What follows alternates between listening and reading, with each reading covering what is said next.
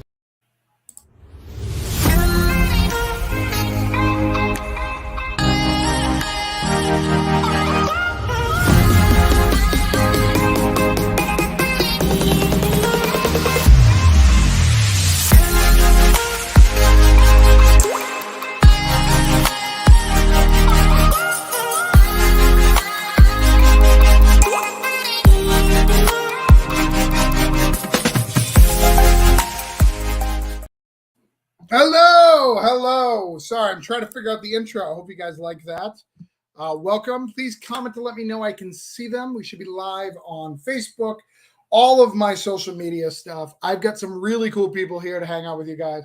Tonight I decided to do things a little different. I decided to grab all my friends who are doing direct press, so stuff that's in diamond things, have them hang out with me tonight. We're going to talk about, of course, about Granite State Punk.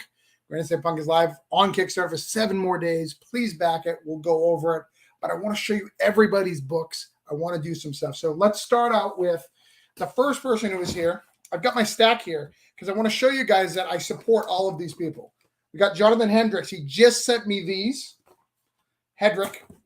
I'm saying it wrong. So if he was my real friend, I would say his stuff right. What else do I got for him? I got some other stuff.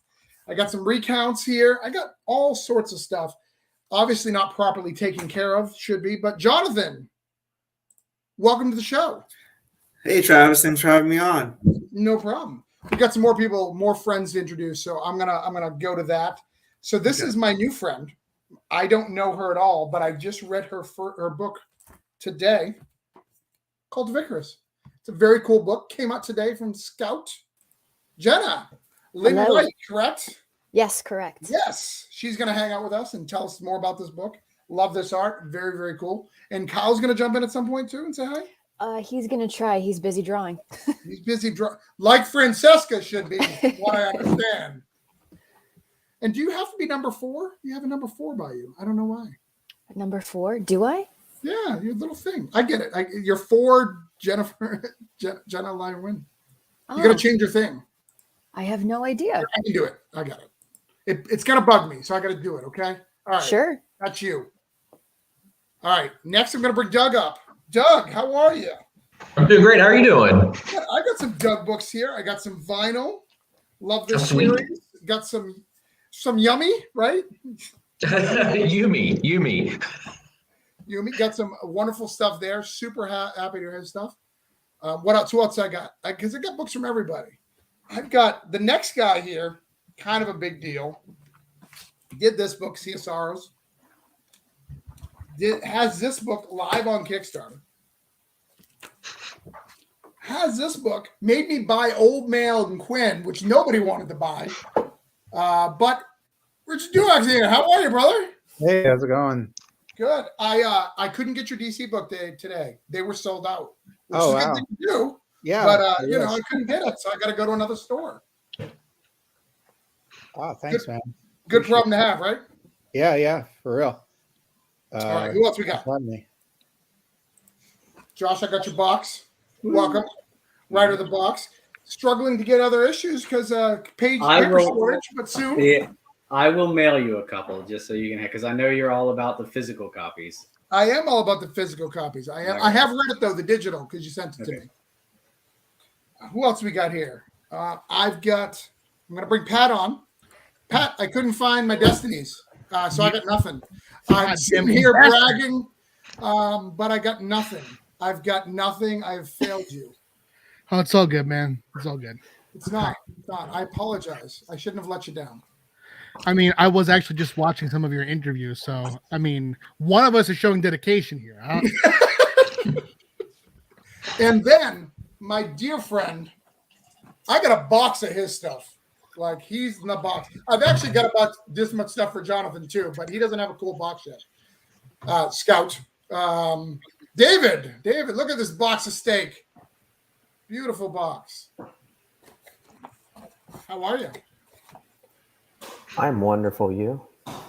It's way past my friend David's bedtime. Actually, Ashley is going to bed right now. Good night, Ashley. She loves my hair, though, right? I'm gonna make her come look at it. Please do. All right. So let me give some comments here. We got, oh, hey. What's up, party people? Hey, Blake. Todd says, I got to read that. That was to you, Jenna. It's awesome. Oh, fantastic. Thank you. I got to read that. It's awesome. So, like, how do you know it's awesome if you haven't read it? I think he's saying I got to read it. Maybe he's saying he got to read it. Oh, I Now got he's to read got that. it. Okay. All Yeah. right. I got it. John, Tim, James, good evening, cool kids. Brett. So we've got a whole bunch of people here kind of checking us out. So what we're going to do tonight is we're going to kind of talk about the direct market. You got to tell us what we have coming out. We're going to hang out. I'm going to kind of time you guys a little bit just because we have so many people. And we still have a couple more coming. Bob Sally says he's coming, and Charlie's coming in about an hour. So we've got a whole bunch of people coming on. So it should be a good time. So I'm going to go around the room, allow you to introduce yourself. If you need me to bring up anything on the screen, go ahead and send me a comment, and we'll do it. What's up? Todd said, I had the privilege of reading Cult of Icarus. It was very good. Thank you so much, Todd. I appreciate it. I enjoyed it as well, especially, I have a punk book right now that's very gritty in art style. So I love seeing other people doing that. And it's a very punk rock book. So I do what I can. All right. So, Jonathan, we're going to start with you. Tell us about you. Tell us what you got coming. I saw an announcement today. Yep, I'm Jonathan Hedrick. I wrote The Recount, Space Cadet, Capable, Freak Show Night, few anthologies, and Quicksand, which just I wrapped up the Kickstarter today. I mailed out the last few rewards for that one, and then I just announced my latest one, Caffeinated Hearts, which will be launching next week on Kickstarter with Stefano Cardicelli. It'll be our third time working together. And can you send me that link in the comments so we can get people to sign up for that? Yeah. Absolutely. Yep. And I'll show that art off in a second as well. And David, I did catch the changing it to 7. I changed it back. So just if you think I wasn't abreast of what was going on, your shenanigans. No. Jenna, tell us about Cult that came out this week, or anything else you want to talk about. Sure. No, Cult of Icarus came out through Scout Comics today. It is my first written creator-owned work in stores, so it's really exciting. I co-created it with the artist Carl Szymanski, and it's lettered by the incomparable Taylor Esposito. And it is about a girl who goes looking for her roots. She's a foster kid. There it is. And she discovers a parallel world full of supernatural, paranormal creatures running just beneath our own. And turns out she might be the harbinger of the apocalypse. And we also just finished a Kickstarter for Lady Mayhem, which is a one-shot that we're doing. It's like a 90s throwback image comic. It's super violent. It's basically, I wanted to write a Lady Punisher, and Carl wanted to draw a bonkers 90s image comic. So that just that wrapped up last week. Yeah, I saw that. Are you using BackerKit or anything for that? No, just straightforward Kickstarter. Okay. Yeah. So is there going to be a way for people to get it, though, after the fact? We weren't really planning on approaching any publishers with it, so we'll be at conventions, we'll have copies, but like in terms of direct sales, I think that we'll be figuring that out if the demand is there. Yeah. Well, luckily I bought it, so I'm good. Thank you. I'll sell my copy for $75 because I have her Twitter. She responds, so I can get another one. So $75, standard cover only, though. I'm not giving any variants at that price. Yeah. Ignacio.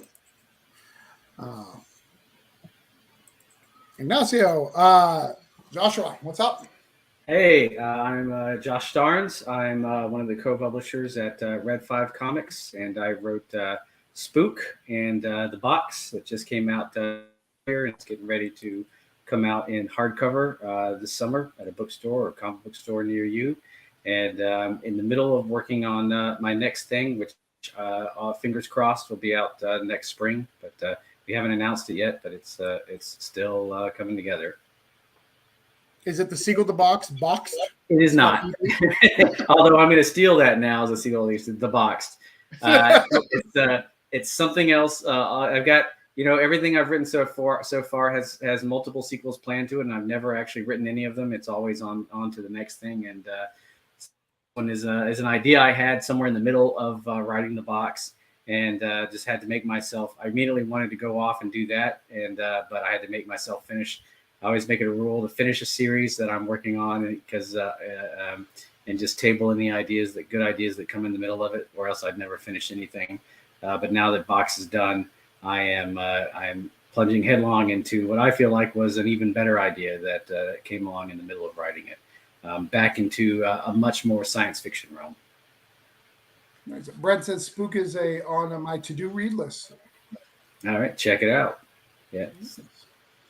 Hopefully there will be another one of those soon. There is actually a couple of sequels to it that once again is sitting there, and instead something else, some other cool idea keeps coming up, and I do that instead. But there is a sequel to Spook that's sitting out there that I fully intend to get to one day. One day. Awesome. And I'll let you talk more about some of the other stuff coming up. But this one, Rich, I'm sure you want to talk about this thing, right? This is live, so that's why I'm bringing it up, guys. Yeah. So I'm Rich Douek. I'm a writer. Written Sea of Sorrows and Road of Bones, among other things. And the Kickstarter you're seeing right now is for issue 2 of my current series I'm doing with Joe Mulvey, called Happy Hill. It's a story of kind of a resort getaway that promises all its guests will leave with the secret of true happiness.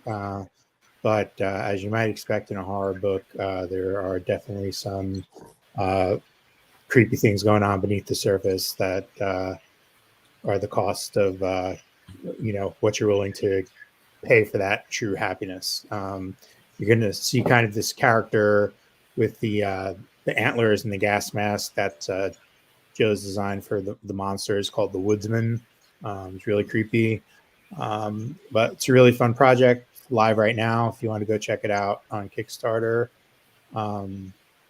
We had an issue 1 Kickstarter back in like November, did really well, and we just now we're getting the later issues done, so we just want to make it available to everybody that was back to issue 1.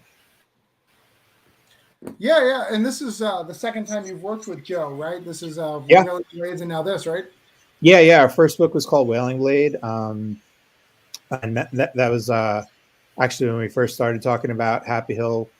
Joe and I have known each other for a bunch of years, and Wailing Blade was kind of my baby that I brought to him, and then he was telling me about Happy Hill, which was his baby that he brought to me. So it was kind of like when we were working on Wailing Blade together, we were talking about like how it would be really cool to keep working together and stuff. And he was telling me about Happy Hill. I just love the idea. And this one, Joe took like a really big part in writing it too. That's why I'm co-writing it with him, because he's had this idea like kind of churning around in his head for a while. But I love working with Joe. So. And this is only 10 days, Yeah. Right. So it's in and out. So we will. Yeah, it's just it's in and out. It's mostly because like we had such a great response for Kickstarter for issue 1, and we knew there were a lot of people out there that maybe not necessarily going to comic stores in the direct market. Maybe you don't have a store near you, or maybe you just prefer being on Kickstarter. So we just really wanted to make it available to everybody that might want to read it. So, and we already we're almost at double our goal, with only 2-3 days in. So it's been going really great. Yeah, it's awesome. So Doug, tell us, I heard there's a third part of this plastic universe is what I've been hearing from the grapevine, from the interwebs. Yes, that is the truth. Obviously we did plastic and vinyl. Daniel and I've already started on the third of this, what we're calling the material trilogy. I've also got the trade for vinyls coming out in April. And then I've got kind of like a Viking tale that's coming out from Image this year as well. So, quite a bit coming out this year. Pretty busy. That's awesome. That's awesome. Yeah. So introduce yourself for people who may not know. Like I brought up Plastic, but may not know your other work. Oh yeah. Well, I'm Doug Wagner. I've been working for a while now, which is great. Did some stuff with started out with like World of Warcraft, Bloodsworn. Did some like Batman digital stuff. And then probably for it's almost been like 7 or 8 years. It's just been creator own work. So started that off with Plastic, The Hard Place, The Ride. Done a couple Kickstarters as well with Brian Stelfreeze. We did Thomas River, like the one you showed Yumi with Hoyt Silva, and then also did another one with Daniel Hilliard called Narco. So quite a bit of stuff I've been trying to get out there. Nice. Yeah. And all with 12 gauge, right? Oh no, I mean some of it's with a lot of it's through Image, some of it's through 12 gauge, some of it isn't. 12 gauge. We obviously work together on a lot of stuff together. But yeah. And Todd says Doug Wagner Vikings. He's in.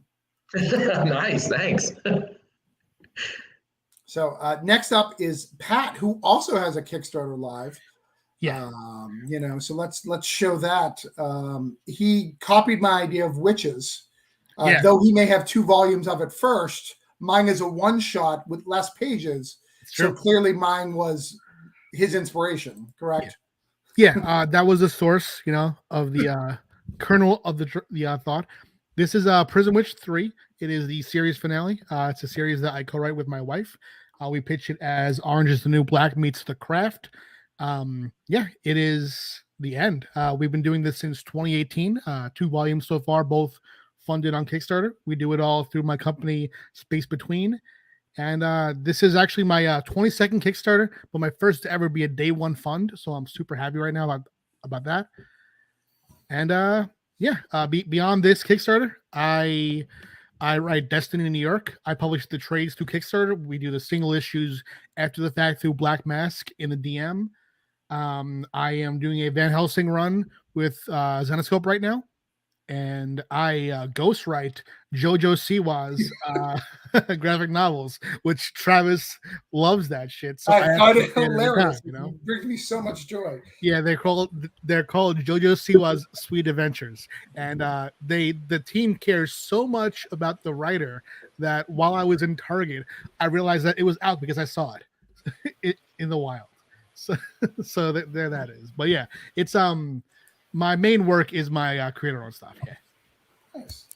Now I'm gonna have a Zenescope question for you and Jenna soon because Jenna also does some Zenescope. So yes, awesome. We're gonna get through everybody first. Hold on. There's a question here for Doug from Blake. Can you answer this, Doug? Are the hardcovers going to be available if you missed the Kickstarter? So I'm going to assume you're talking about like we had to do a hardcover for Yumi, Narco. No, I don't think we did for Narco and Plastic. Yeah, you'll be able to get those. Just contact me on Facebook or Instagram or something like that, and I'll hook you up. So I'll make sure. I print those too. I got to see what I backed, and because I only backed one, because there's a lot. It's a lot of money. I back a lot of Kickstarters, so I needed to save some funds. Yeah, same here. But yeah, Blake, dude, just reach out to me on Facebook. It's easy to find me especially with this big old head. So I'll make sure you get whatever you need. I always print plenty extra. So. And Chuck wants to know this from you, Pat. Is it still ghostwriting if you tell people? That's a good question. Yeah. I'd say probably just because it was the whole thing.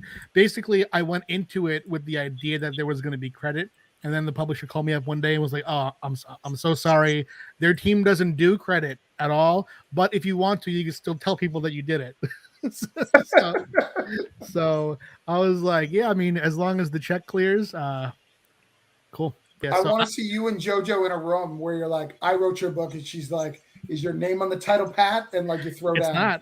It's not. Yeah, I actually had to push to get the artist credit at all, and I was just thinking, wait, so they want us to think that JoJo Siwa not only wrote but drew this thing, and yeah. But I mean, it's a fun book to write. So if you're a fan of JoJo and her, the I guess music that she makes and books that she writes, then it's out there. You're an outsider, so it's not like anyone else. Oh, Wow, an Wow. absolute burn, dude. Is this the roast part? Is this where we start? Because I got a whole list of jokes. So I assume you have my bad because you're canceled, is what I hear, David, right? No, You've you been said I was canceled? trying to be sneaky, changing my name. Right. So you've been canceled. Tell us about canceled, and some sort of trade is coming out. I see that some stores have it, and that you have some. Do you have a trade to show me? Yeah, Ashley's going to bring it to me in a minute. Okay. Because I forgot to bring it over to the table. But yeah, Canceled is coming out in April. It's in previews right now.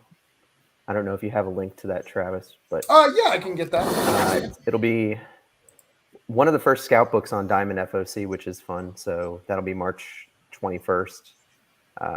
It's about a 1950s Mr. Rogers type who gets fired and replaced by a clown. And when he gets pissed off and goes and tries to destroy the TV's or the town's TV tower, he gets electrocuted and sucked in and basically goes into the airwaves and starts telling the local kids to kill their parents.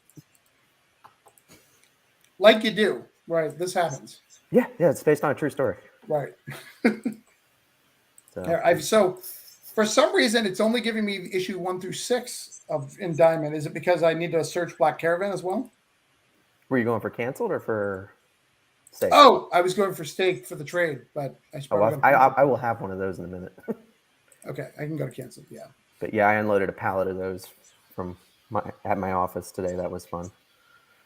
Since they just leave them outside and leave.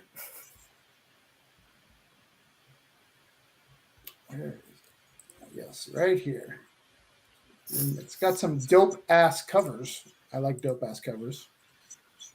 Let's see. And I hear that Todd really likes the logo. I don't know why, but Todd is a big fan of the logo. Todd in the comments, yeah. Yeah, Todd in the comments is a big fan. He always talks about it. Is that coming up, guys? Yep, there you go. Nope. Oh, There you go. you need an ad blocker. I do need an ad blocker. You know, well, I mean, I don't even think you can see Bleeding Cool without ads. Bleeding Cool needs 27 ads to run. I don't know if you guys know that. That's very important. Yeah, the ad to text ratio is always like 10 to 1. Right. But this was written by Rich Johnson. So Rich Johnson himself, the propaganda machine, is trying to cancel you. He's the one who canceled me. Yeah, I mean, So, it's par for the course, right? Can I say how many exclusives? Because I'm excited for it. I didn't do anything here, but I just love it. I mean, you can. We're still working on it though. So David and I have a competition. I love variant covers. He's at 22 variant covers for Steak. For Canceled, not Steak. Steak, he's at 300, I think. Something like that. Steak's way too many. And speaking of our beautiful trade. Show the back. Show the back. I love the back matter. Oh, nice. So it did make it different for the collective. The collective had a little yellow on it, right? Yeah, we color coded it. So the other one, there's one other version, and I think it's more black and white than any kind of color because the front cover is a black and white image. Google makes a grand ad revenue for every page viewed on that site. Now that's a posse. Francesca likes. Clearly not. Of course she likes it. Jenna, we use the same paper as your cover. Did you guys get your comps yet? Yeah, I love the paper. It feels so nice. Yeah, soft touch. We're trying to do that for the number ones and trades going forward because it's so nice. It's gorgeous. Yeah, it's fantastic. Nice. All right, so I'm going to go back to Jonathan for a minute, show his thing, and then I'll show mine off just for a second, and then we're going to talk some gab a little bit, talk about comics in general. We're gonna do some stuff. All right, Jonathan, you sent it in private, right? Huh? Oh, yes. That's in private, right? Caffeinated Hearts? Yeah, I put the link in the private. Can you send me the video? I'll play the video if you send it to me. Yeah. Just send me to a link of where it is. Yeah, 1 second. It's cute. I like it. I think people should see it. Yeah, I'm pretty proud of that video. So Jonathan is, I have to notify myself that it's launched. So it's going to email me. I hadn't done it yet. So Caffeinated Hearts, what's this about? This is a one-shot, a slice of life comic book that's about this day in life at a coffee shop in this cyberpunk world. And it's 4 vignettes that are told within this one shot. And it's just me and Stefano really wanted to collaborate again, and we both really love coffee. We found ourselves talking about coffee throughout the other projects we worked on a lot, and we just wanted to do something related to coffee, and this came to mind. And it's a real fun, quick story. They're all interwoven, the 4 vignettes. So, yeah, really happy that this one's finally out in the public for the most part. And how soon are you launching? I'm timing it with Valentine's Day. Nice. Hearts, Valentine's Day. Yeah, the cheese factor. Poor Francesca doesn't get a date. She's got to wait till the Kickstarter's over. So right, and fully funded. Fully funded. So fund in one day for Francesca. Everybody, make sure.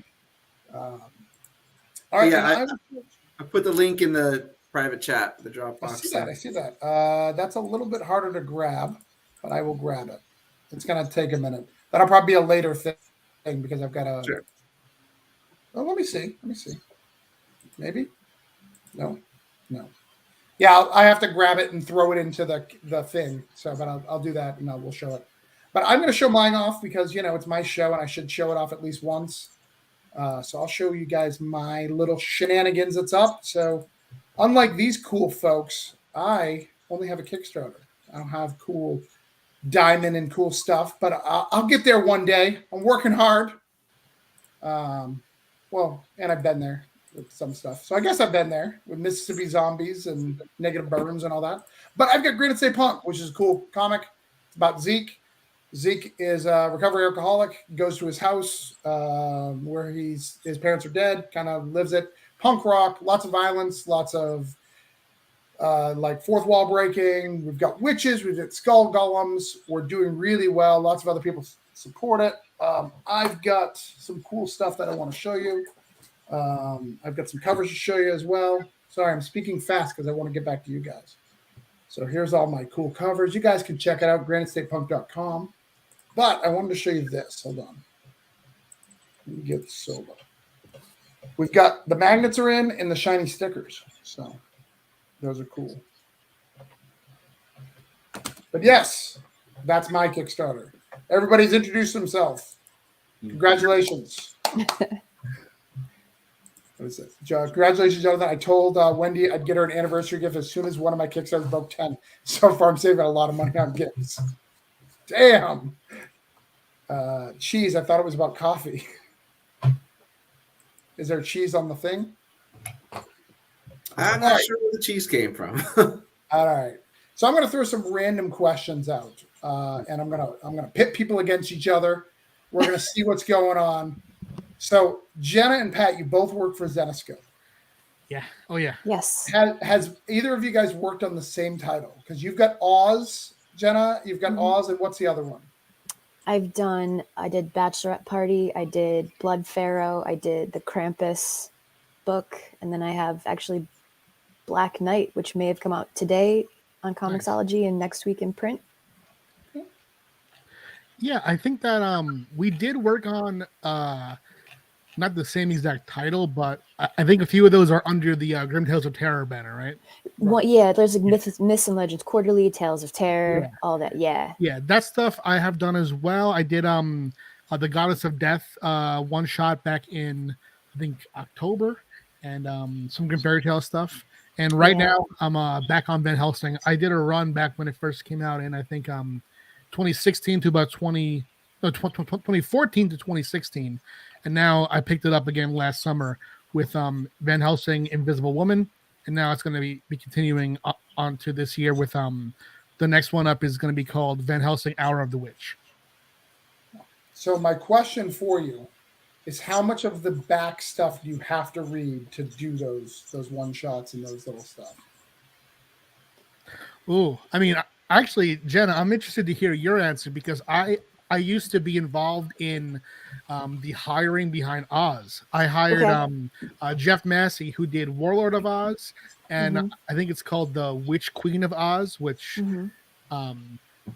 you know, I was mostly a writer, so when I was editor, I was always wanted to bring the people that I liked in, and Jeff Massey was my college professor, and those were his first comics, and he did an amazing job. So I'm interested to see if you read those or not, and I haven't followed Oz since then, but now that I know that you're on it, I'm definitely excited to check it out.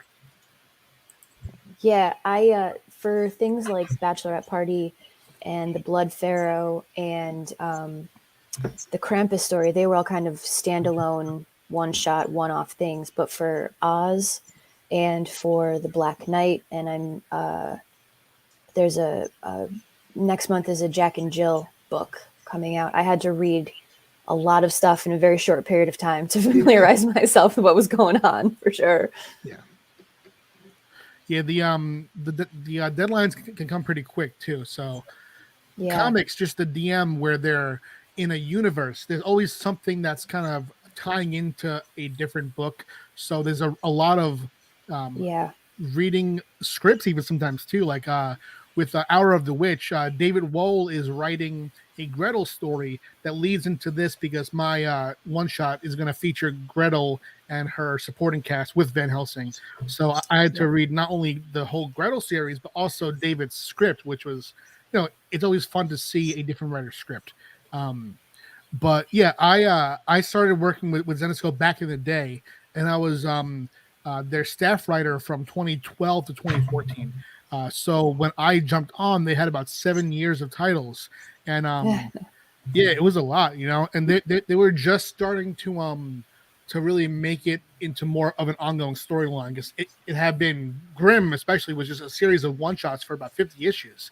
But they were pulling from those one shots into the ongoing stories, so it was intense research. And I always felt like as an editor there, when I would send a writer the reference material, I felt like a monster, dude, because I mean, I was sending like 20 volumes of trades, and it was quite, it was insane.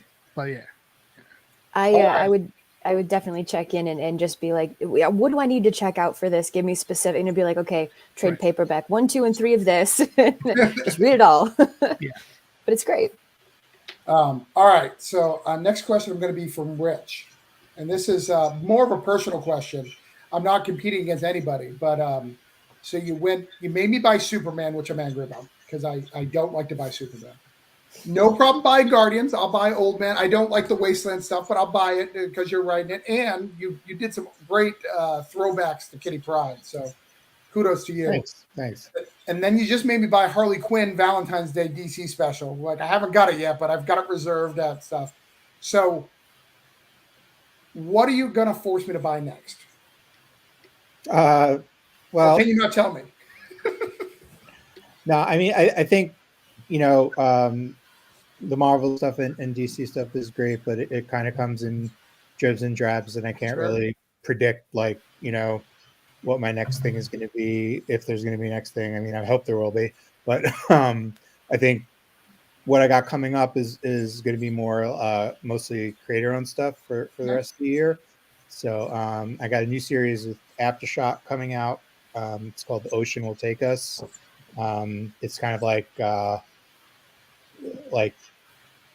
it's like a high school drama, kind of like, I guess, like Breakfast Club versus you know, some, I don't want to like give too much away, but I guess like you could call it like a conspiracy at their school that winds up having like much larger implications. It's a lot of fun. I'm going to be doing another book with Alex Cormack soon. Who is the artist of that? Because I remember I knew the name. That's Carlos Olivares is the artist on that. He's been great. It's very different. Like, I think if all you knew of my stuff, my horror stuff, was like Road of Bones and Sea of Sorrows, it would be kind of a shock to see the art style on that book. But like, because it's like really different for books that I do, but I love it, and like the pages that have been coming in have just been beautiful. So so I'm really excited about that.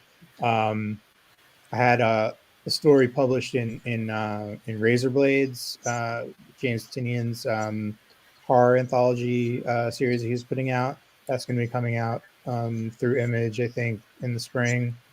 And yeah, and then kind of like further down the road gets a little murkier. There are a few things that I can't really talk about. I can say I'm going to be doing a new book with Alex soon. So Alex Cormack that I did CSROs with and Road of Bones. So that should be a lot of fun. But yeah, like you know, I mean, I have characters that I would love to write at both of the big companies, but that's, you know, not how it seems to go all the time. You know, you just sort of like, I get emails saying, "Hey, would you like to, you know, would you like to pitch on this? Would you like to, you know, do this?" And I'm always like, you know, yeah, I'd love to. But well, I just saw your Turtles character that you created for the Turtles universe for TMNT Universe in a background shot on I think it was like 5 months back in TMT. Oh yeah, I know. Just, yeah, that was a fun. That was like fun experience. That was like the TMNT Universe. That was like the first chance I ever had to like kind of work in like a shared universe, or you know, on like a property that was my own. I did a book at IDW called Gutter Magic.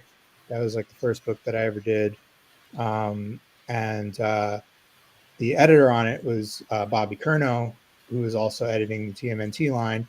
So since we had become friendly, I basically just started bugging him like, hey, if you ever have any, you know, slots in TMNT, I'd love to do something. And yeah, so we just started talking, and they were doing that universe book, and we were just talking about like how it would be kind of fun to kind of go back through some of the older stuff.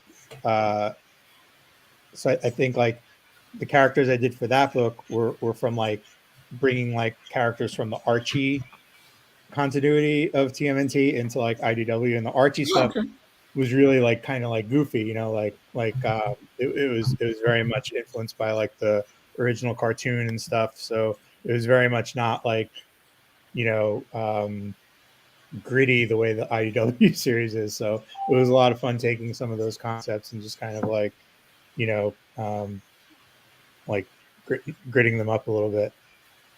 all right, so I'm gonna pit the two publishers together. Then I'm gonna ask a question for everybody, because I realized everybody does horror here on some level. Yeah, which is cool. So we're gonna talk about horror in comics, but I want to put David and Joshua against each other. I figured you'd make me and Charlie fight when he got here. Ooh, that would be better. Just let them argue for hours and just forward it to James. What are you going to argue with Charlie about? Nothing. We never argue. So,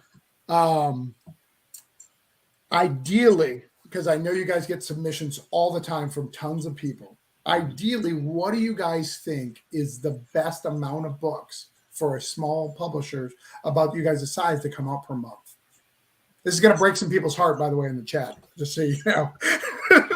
There's no like perfect answer to that. You know, the answer to that is what size publisher do you want to be? And is there a point, are you someone who wants to only do like so much, or are you, or is your goal to grow and eventually be, you know, a big 5 or a big 8 or whatever level publisher? Like I know some people where it's like, I want to have, and we've had like Red 5, we've had these kind of talks internally. It's, I want to have like really strict quality control. I only want to do stuff where I can be hands on with every piece of it the whole time, and I'm not rushing through deadlines. So, you know, and it's more like, I don't want to say like hobby, but it's more like I'm keeping this controlled and smaller than maybe it could be.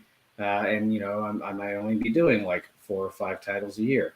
Whereas if you're on a growth level and you're like at some point you're looking, you know, if you want to get to a point where something's self-sustaining, then I don't want to say there's like no level, but it's sort of like how much can you do with the manpower that you have. Like this year, we're going to do 4 titles a month, but I don't think that's our limit. And it's not a limit I want to be at. Like next year, I want, and that's kind of double what we did last year. Next year, I want to double that again to 8, and I don't see any reason why we can't with like the manpower that we have. Beyond that, then it's more like, all right, I got to start bringing more people on board in order to be able to get everything done. Can I? And if I can, then yeah, why not double it again? And if I can't, then like make sure that then, at some point I have to make sure that I'm not trying to put more books than I can handle with like the resources I have at hand. But there's no magic number. It's sort of like I would like to be doing, maybe double or triple, but that's not going to be the same that what I'm doing right now. But that's not going to be the same for everyone. It just sort of depends on what your going way back when Valiant was first coming out and Shooter would, I think it was like it ended up becoming like the big bone of contention. He was trying to hold the line at 10 titles, and he basically said that is the max number of titles that I can personally edit and make sure of their quality from beginning to end. And when the company took off, there's a lot of pressure from the investors. Like, we're selling tons of copies of every title. Let's get more and more titles. And that was kind of like the end of the road. So that was like his personal philosophy was like how many that I know I can ensure the quality of versus, the next people who took over was how many can we put out with at the cost that we have, the budget we have for manpower, and take advantage of the demand for our books. So it's 7.34. That's a good answer, Charlie. And I would like to see the Scout book that is only a third of a book. That's our online exclusives. That's the my Ash books. cans. My books are only about a third of the quality of everything else. So. Now I just want to see one that's like a third. Like it comes from the printer and then they put it in the thing. You just get a third. It's true. You guys have gone big. Like, have you thought of going small, like the old ones that come with the Twinkies? Remember the little comics, or the He-Man ones? If I could convince Hostess to let me put a comic book in a Twinkie, I would do it in a Twinkie package where you get it with your box of Twinkies. I would do it in a heartbeat. So, David, you can't ignore that I asked that question to both. I can't. I can try. And Charlie heard the question clearly and decided not to jump on at this point. He's he's. I'm going to wait on this one. He's specifically staying out of the chat, so he doesn't have to answer the question. No, it's like Josh said. There's no magic number. It's what you can handle as a company, and then you have to also kind of gauge the market and what they're willing to purchase from you. I mean, we have 3 imprints, so we've got Scoot, Black Caravan, and then the main Scout line. So hopefully we're serving different markets with all of them. But in my time there, we've ranged anywhere from 12 titles in a month to 24. So we've managed to get them all out. But we have found that when we did 24, it was pushing the market, and that it might have hurt some of our titles to have that many at once. So we've scaled back to kind of make sure that everything's getting a better play in the marketplace. So I can't give you a number, Travis, because it doesn't exist. Well, Charlie's not afraid. It is 7.34. So, well, I would like Charlie to come in and defend that number. I'll ask him when he gets here, because that's important. It's very scientific, Charlie's method. So I assume it's that much of the game that he's given me in the free comic book day is the 0.34. All right, so I'm going to ask a question about horror, and we're going to start with Jonathan and then Doug, because they haven't talked a little bit. But all of you guys have produced some sort of horror. What do you think? First off, this is a 2-part question. One is, why do you think independent publishers love horror? I mean, you've got Vault, who's basically a horror company. Most of Boom is horror now. What does that look like? Why do you think horror kind of sits in the zeitgeist of independent comics, but doesn't really translate in the Marvel and DC world? Like, you look at Swamp Thing, or you look at Hellblazer or Blade or Midnight Suns. Those books tend to come and go, right? They don't stick around because of that. So what do you think about indie and horror, how those kind of meld together, why it kind of is important for the indie genre? So let's go with Doug first, and then we'll go to John. Oh, wow. Thanks. I was hoping you'd say John. Well, you have all these you have more villains than the rest of everyone here. It just in vinyl. So that's why it has to go with you. You have more serial killers per capita than all the other people who are writing books here. I think I think horror's just, I mean, right now it's doing well. I mean, look at, something is killing the children and, I mean, we could go on with a list of titles that, but I mean, just that one alone, what was the House of Slaughter did something like 400,000 copies on issue 1. Yeah. And so I think people are just digging it. And I think what's cool about it is, when it's coming from indie, that we're not talking about now. Of course, I'm going to say this right after I said House of Slaughter, but we're not going to go, hey, there's 17 plastics out this month. Doug can only write one book. So, it's going to be like, hey, let's do one. It's going to have a self-contained story, or it's going to at least stay in that book. And it's not going to, there's not crossovers and all that kind of stuff. And I think people are really looking for that in the horror genre. They don't want, Swamp Thing to cross over into Superman. Like, those kind of things don't tend to work often. And I noticed the other day that DC actually has a horror line now. I don't know how well it's doing, but it was funny. I didn't hear about it until I got into the store, but I've heard of other books outside of that. And I don't know, it's really interesting to me that it is an indie thing right now and is doing so well. I mean, obviously it's helping me out, so I love it. I mean, Jonathan, what kind of thoughts do you have on that? Thanks, Doug. I'm probably going to echo a lot what you said, but I think a lot of the success of the horror titles have come from the exhaustion of the superhero genres. And that's why a lot of the independent small press publishers are putting out those type of books, is just because the readers want that, something different. And you can even see DC and Marvel taking advantage of it too. I mean, the Deceased miniseries were very popular because it's outside of the continuity. You don't need to know what Batman's been doing over the 3 different continuities and crises over 50 years. You can just jump in and the writer can have fun with it. Tom Taylor's like, all right, I'm going to kill this character. I'm going to kill this character. And it's just awesome. So, yeah. And also it doesn't go on forever. Occasionally you'll have a Walking Dead that goes on for 15 years and something's killing the children's going to probably go on for a few years too, or more, I hope. But when you're doing small press and indie and you're funding it yourself, you're probably only can afford 4 or 5 issues. And so that story has to be wrapped up soon. And I think the readers can appreciate that more. Who else wants to tackle this? Yeah, I think part of it's also like, horror, and pretty much any like media that you have horror in, like horror movies, horror novels and things, it really inspires like a very passionate sort of fan, like people really get into horror and like because there's just like some universal things about like, the human condition and feeling like scared and feeling terror and stuff like that. And,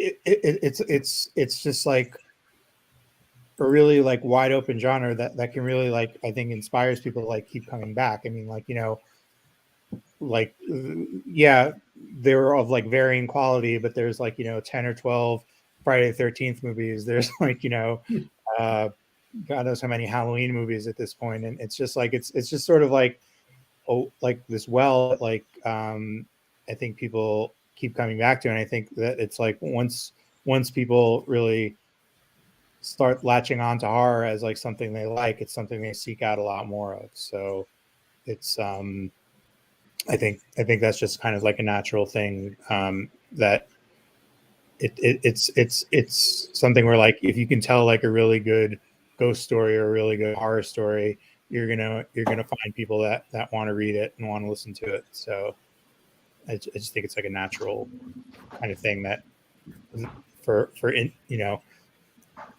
it's something that like if you had like some huge science fiction or fantasy epic, it's like, it's not going to be like everybody's cup of tea, because not everybody likes science fiction, not everybody likes fantasy, but it's like,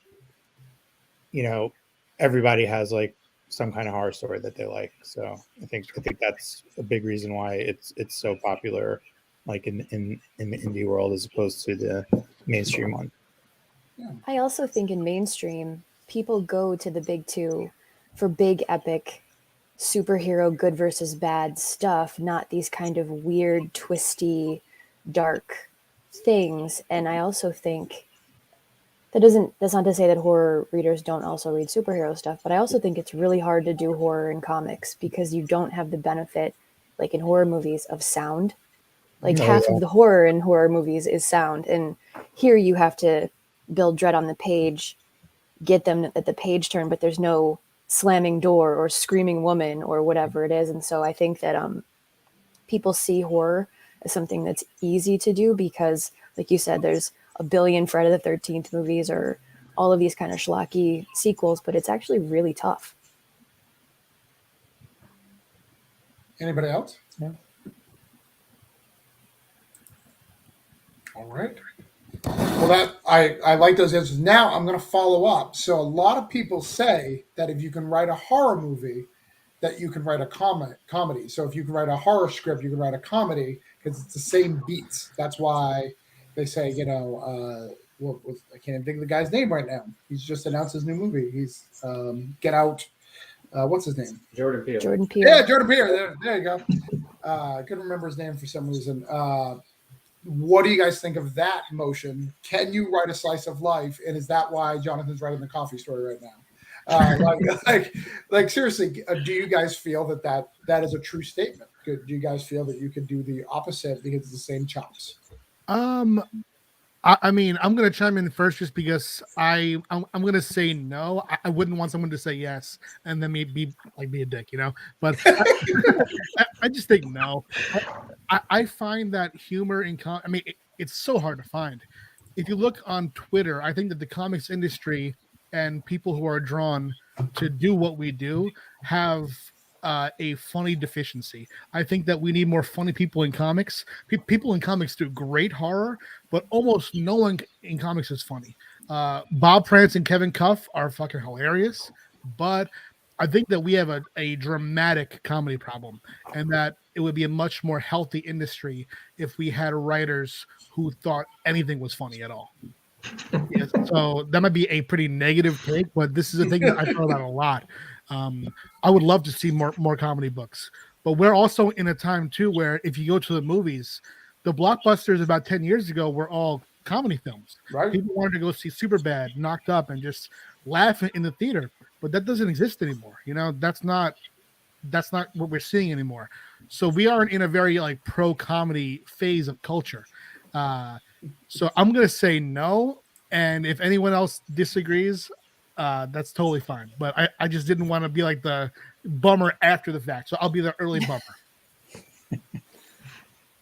Well, wouldn't you guys think? I mean, this is just a crazy theory I have. I think all stories are technically horror because they're based on putting the main character through a horror of some sort. Even if it's a romantic comedy, you meet somebody, you hate them, oh my God, you're in love with them. That's a horror film to me. Now, making that funny is a whole different aspect, but I feel like, almost every story actually at its base has a horror element. I mean, I could agree if it's Jennifer Lopez, I don't want anybody to be with her, but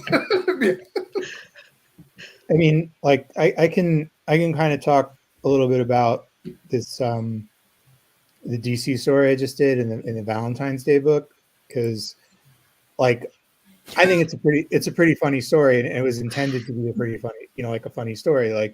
The whole setup is that it's Flash comes home for a Valentine's date and he sees Gorilla Grodd with Iris West and thinks that he's mind controlling her to seduce her, but Grodd is really coming to them for dating advice because he doesn't understand human romance, and they're the kind of they're the paragon of human romance to him. So then they wind up going on a double date together. It's pretty freaking ridiculous, but that was kind of the idea. When I was talking to the editor, he's what they were looking for is just sort of Silver Age inspired kind of, goofiness. And I just had so much fun writing it. And I think if there is one thing in common, it's that I have a lot of fun writing horror too, because when I'm writing it, I'll think of something gruesome and just giggle to myself endlessly because this is pretty fucking cool, and it's a similar feeling of when you're, for me at least, trying to think up like, you know, gags or like funny moments or things like that, it's stuff that like resonates with me. And I think that's maybe like the common thread is that like, you know, feeling scared is like a really powerful emotion. Laughing and feeling, you know, amused is also a really powerful emotion. So it's like, you know, for me, I think the thing that they have in common is like being able to like evoke that reaction in people, like get a rise out of people, get, you know, some kind of connection from the reader. So I think that's something I think they do have in common. Like whether it's like, you know, I don't know if it's like a one-to-one thing or like, you know, if you can write like a really gruesome horror thing, if you're just naturally going to be able to write, you know, a rom-com or something. But I think there's definitely something about both genres that like connects with people. And I think on like a, maybe like a different level than other styles of stories. That's a good point. Anybody else? I think David, you basically write a romance. Steak is a romance, right? Oh, totally. But you know, it's in my writing. Even when I try to write seriously, I can't not put jokes in there. It's just something I literally can't control.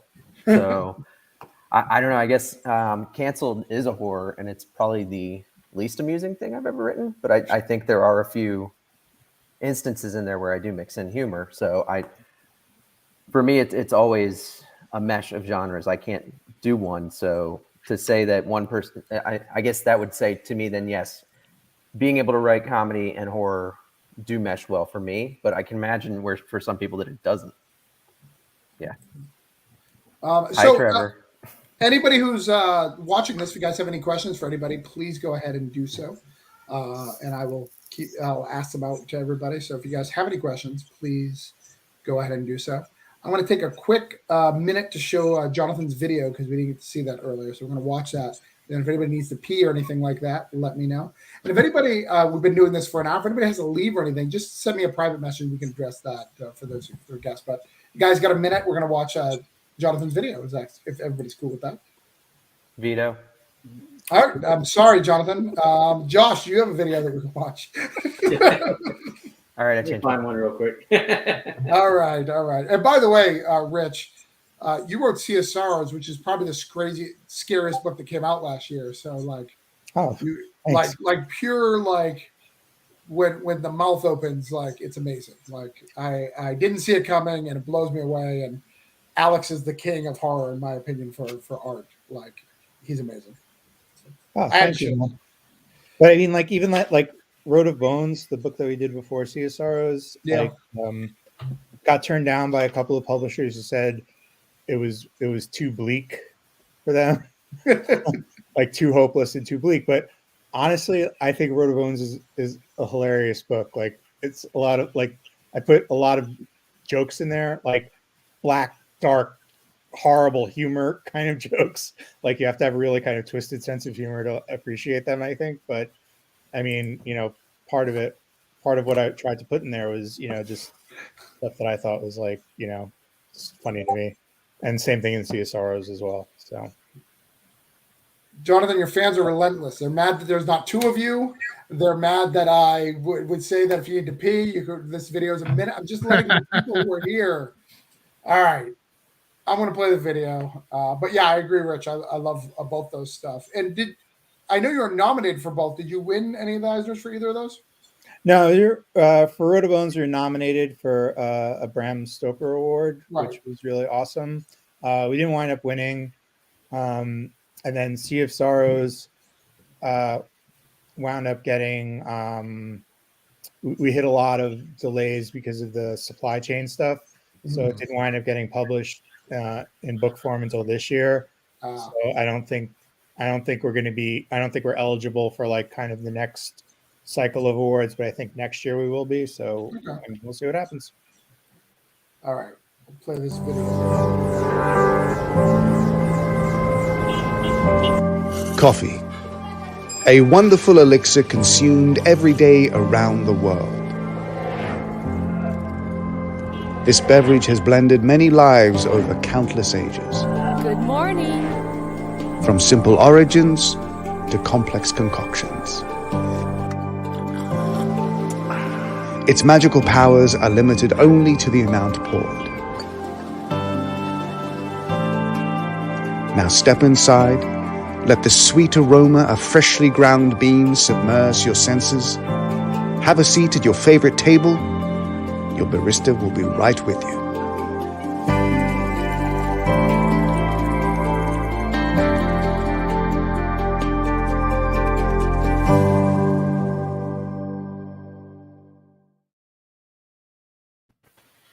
Jonathan's That's right great. with rom-coms. Man, that looks good. Jonathan did all the voices too. Who did your voices? So that's all a video editor. I'm going to butcher his last name. His name, Nathan Furegio.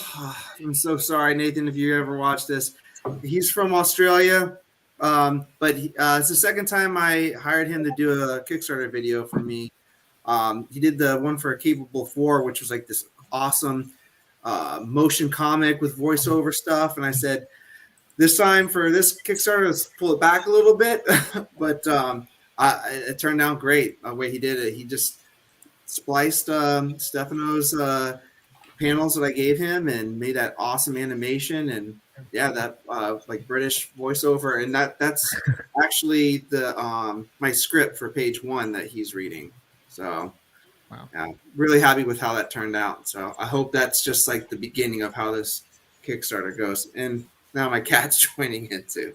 I might hit you up for his email because that was really really well done. Yeah, just let me know. So impressive. Yeah, so impressive. Yeah. I've seen a lot of Kickstarter videos. I try to see how other people do it. That right there really stands out. Thank you. Yeah, It's good. It's good. All right, so you guys are all direct market and Kickstarter. I'm going to ask the question since nobody asked one. I'm going to ask the stupid question. Which one do you prefer? Which one do you feel is more, get you more intimate with the fans, or which one do you prefer or do you not prefer? Answer the question. I know you guys have all done some sort of Kickstarter, except for Josh. Josh, you haven't done a Kickstarter, but you've kind of participated in the Butcher Queen one, maybe? Yeah, we've like the company. I haven't done one personally. The company we've supported a bunch, and we've run some out of Red 5 general ones like Butcher Queen. We ran as a Kickstarter. Chasing Hitler, we ran as a Kickstarter.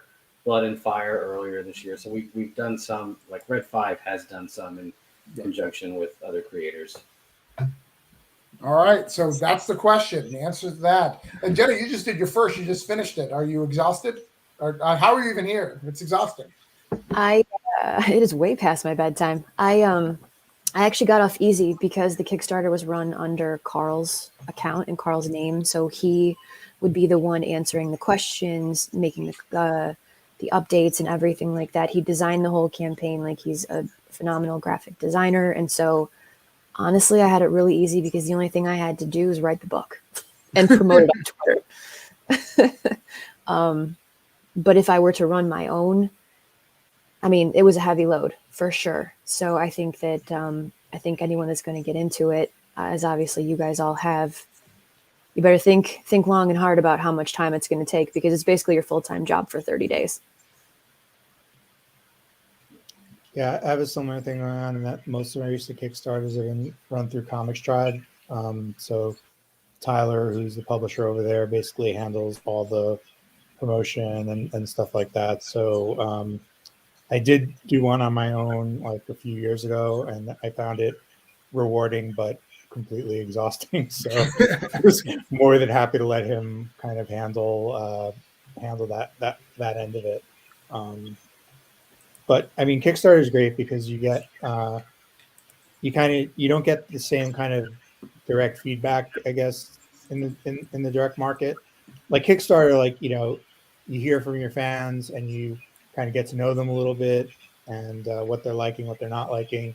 A lot of times at the DM, it's like, I don't know what's going to work. I don't know like what I can do to like make my books more successful or not. Like, you know, like it's like email retailers to like let them know about your book, and it's like yeah, that works with some retailers. Some retailers don't read their emails because they get like hundreds of them every single day, and it just sort of goes, so, and there's no kind of like, it's very hard to like get any kind of feedback unless you have like a relationship with like a certain retailer. Like there's some local guys that I know that I can call up and be like, hey, how's this doing? Is there anything you need? Whatever, and they can tell me. But I'm in New Jersey, like, I don't know like what's going on in California or Texas or wherever. So it's kind of hard to get any sort of like feedback as to like whether your marketing efforts or whatever you want to call them are actually working or not. Yeah. Until the numbers come out. So it's more of like, I feel like a crapshoot than Kickstarter. Like Kickstarter, you can kind of like build a relationship with like the people that are backing you, because there is that direct channel. Like people can comment, people can share it, they can like you can run contests during your thing, or like do like interactions and stuff. And I think that's really, really valuable. And it's just, they're just two different beasts, and they both kind of come with their own stresses. Yeah, it's two different customer bases too, because Yeah. the direct market, you are selling the retailer, you're not selling the customer. Yes, some of them come in and ask for it, but really you're selling these people who have way too many books to look at every month. Most of them are just looking at the covers. We've heard from numerous retailers they don't have time to read the synopsis. So if you're not putting a good cover out there, you're gonna have a hard time selling your book. Kickstarter, you're selling straight to the end user, and it's fantastic getting to interact with them. I think the answer is both, Travis. I like kickstarting. I hate fulfilling, but the actual process of doing the Kickstarter, setting up the page, interacting with people for a month, and even doing the updates after the fact, and they message you, they comment on them, you're talking back and forth.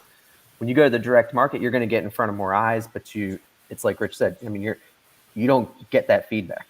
You get to see whichever random review site may have reviewed your book that month. And that seems to be random too. None of them review every book because there's just too many. So yeah, I really do think it's both. But if you can kickstart your book and then get it in the direct market, you can get the best of both worlds. It's true. Yeah, I find it hard to pick as well. If I were pressed, I'll probably say Kickstarter, because there is, as Rich was saying, there's more control as far as just the overall thing is more in your control, right? If I have a creator-owned pitch that is a 4 or 5 issue series, and I want it to be the end of that series, I'll take that and pitch it to a publisher and do it in the DM. If I have a book that I want to go on for years and do multiple volumes of, there's a chance it could happen in the DM, but I'm much more likely to just trust myself as the marketer and trust the readership that I've built there over years. Because Kickstarter, I've been saying this in the face of new crowdfunding platforms popping up and offering a secondary solution, which it's great. I would love to see years down the line a viable second platform. But Kickstarter is it's more than just a platform. Kickstarter is, if you use it over years on multiple different campaigns, what you're building is a mailing list of people who provably spend money on you. And those updates go to those backers who are eager for more of you. And that kind of thing is so valuable, and it doesn't exist anywhere else.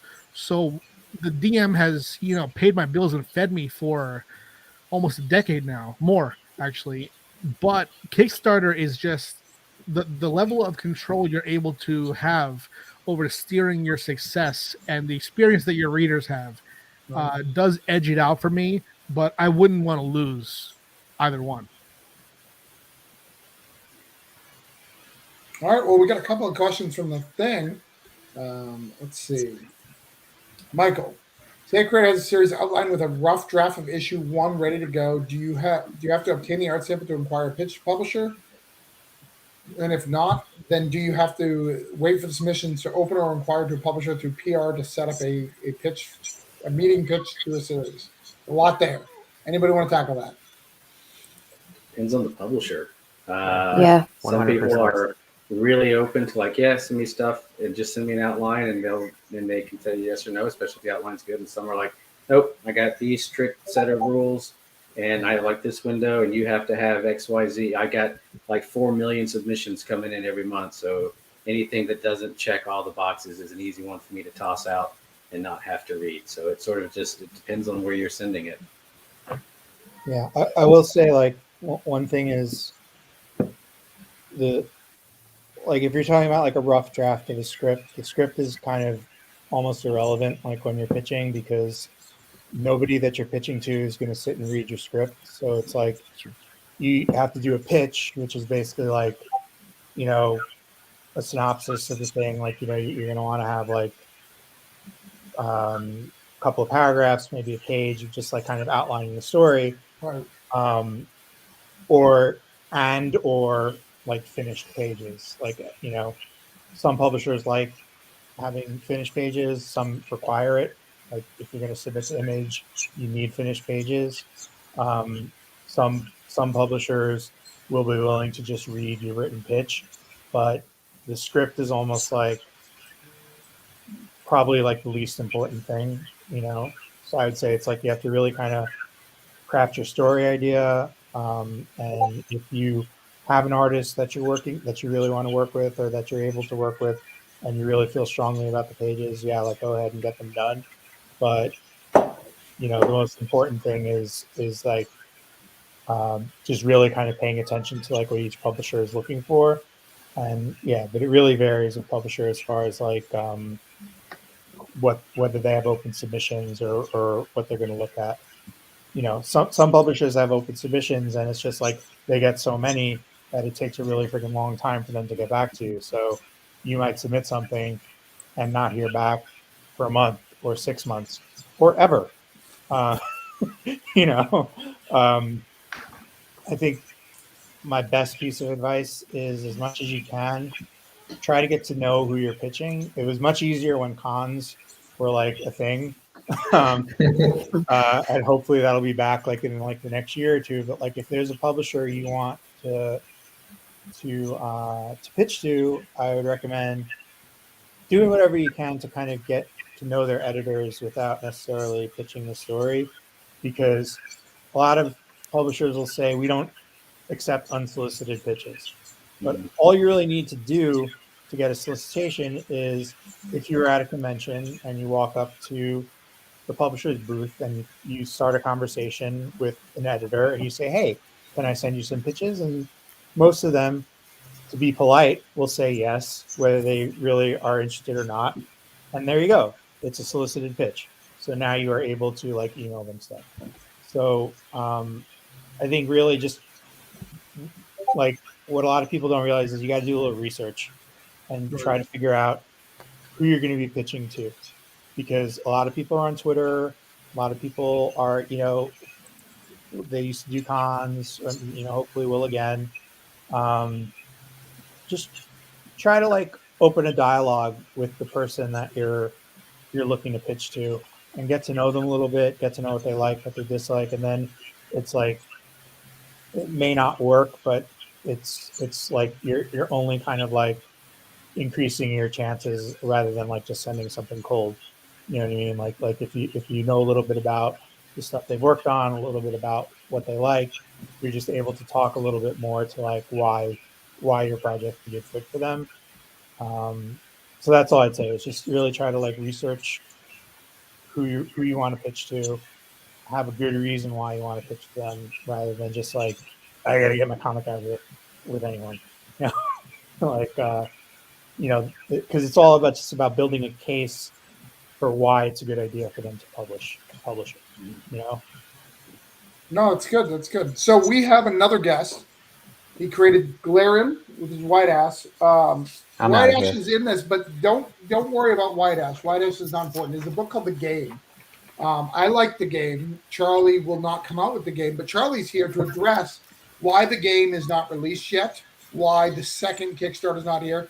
In fact, that's the only reason why I threw this up. I invited other people so Charlie would come so I could address this game situation. So, Charlie, what is up with the game? Why is it not here yet? Why is your kids distracting you from coming on here? Like, what's going on?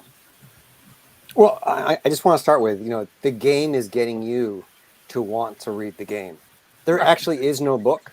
It is just a long-term con that I have done on Kickstarter and many other places just to troll you. So, everyone else here is in on it, and they've been helping me support that, so I appreciate that.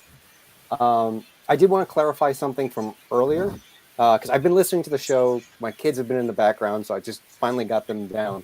I did my math wrong earlier. It should have been 7.33 titles per month, not 7.34. Because if you do 7 titles on average a month and then dash in an 8th title 4 times a year, which is about what you want to hit, then you that averages out to 7.33 titles per month per year. So I was just doing the math quickly in my head, and I got kind of lost. I told you it was scientific, Travis. Yeah, Charlie gets center square. I mean, that's a center square answer right there. Well, welcome, Charlie. Tell people who you are, and about the Adapt and everything that's going on. Yeah, so I am a comic book writer, creator. I'm also co-publisher with David over at Scout. He does all the heavy lifting, and I try to do the interviews, and take the credit. So that's how we do it hand in hand. It's worked really well for me. I hope it works somewhat well for him, but if it doesn't, that's okay. And I've been really enjoying watching this tonight, and I hope people are getting some good information out of this, because I do think there is a real difference between the direct market and also Kickstarter. And for me, one of the biggest things about the direct market, and maybe someone mentioned this when I was wrangling kids, is the direct market's about selling to retailers, where Kickstarter is about selling to fans. And I think for me, that's kind of the biggest difference. And I think it's the most difficult thing that new creators coming to the space have to deal with, is they have to wrap their heads around, I'm not trying to sell to fans, I'm trying to sell to retailers so they'll put my books on the shelves. Yeah. No, that's good. That's good. We have showed everybody else's, so I'm going to put up your Adapt real quick just so people know about it. You want to go through it real quick with us? Just again, sure. Anybody who has live, we're going to talk about it. So go ahead.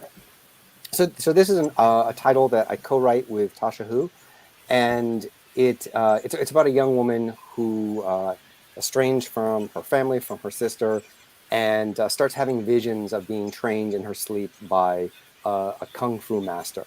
And then we flash forward, like a dream stop. She's not sure if she was just going crazy for a long time, starts reconnecting with her sister, and then all of a sudden there's this crazy terrorist attack at a concert. And she sees on the stage that crazy kung fu master, and she's forced in this situation where she has to see whether she really does know kung fu, or she's been going crazy. And then thus begins her journey to being the adept, to be this hero. And it's with this really interesting company called Immortal Studios, which is trying to do a very authentic take on the wuxia mystical kung fu genre. And one of the really interesting things in writing this is we work with a choreographer who actually choreographs all the fight scenes to make sure they're authentic, real poses, which is a very different experience than I've had working in comics before. But the whole company is about authenticity, and they're trying to bring that, bring this genre in a way that hasn't been seen authentically before in Western media. So. Question for it. So is Immortal Swordsman, is that in the same universe? Yeah, it's all in the same universe. They're trying to build like a big interconnected universe. There's going to be a couple more titles dropping later this year. The Adept was the first title. The Immortal Swordsman was the second one. I don't know what the next couple are, but I think over the course of this year, they're going to be dropping those as well. Cool. All right. What do we got here? See if I missed anything. Mr. Byrne, the test came back positive. Please call Chris Mason. Positive is good, right? Yeah, I mean, it's positive, right? How could it be bad? Yeah. What's worse, pitching to retailers or being interviewed by weirdos like me? So he's asking if being on YouTube videos is worse than pitching to retailers. So No, anybody he's wanna answer specifically talking about being on Blake's show. that? Yeah, oh yeah, specifically on Blake's show. So this only applies to people who've been on Blake's show. If you haven't been on Blake's show, please do. It's a riot. Any answers to that? I think it depends on how weird the questions get tonight. So I don't know. Ask me again by the end. I was just gonna say pitching to retailers kind of sucks unless you know the retailer.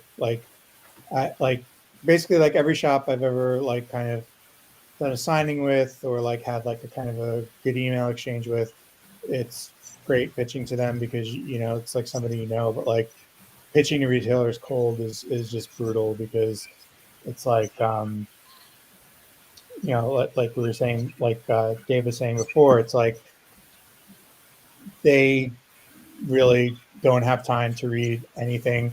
They don't really care about how great your story is or you know, whatever. What they mostly care about is like, are the copies going to move off the shelves? So it's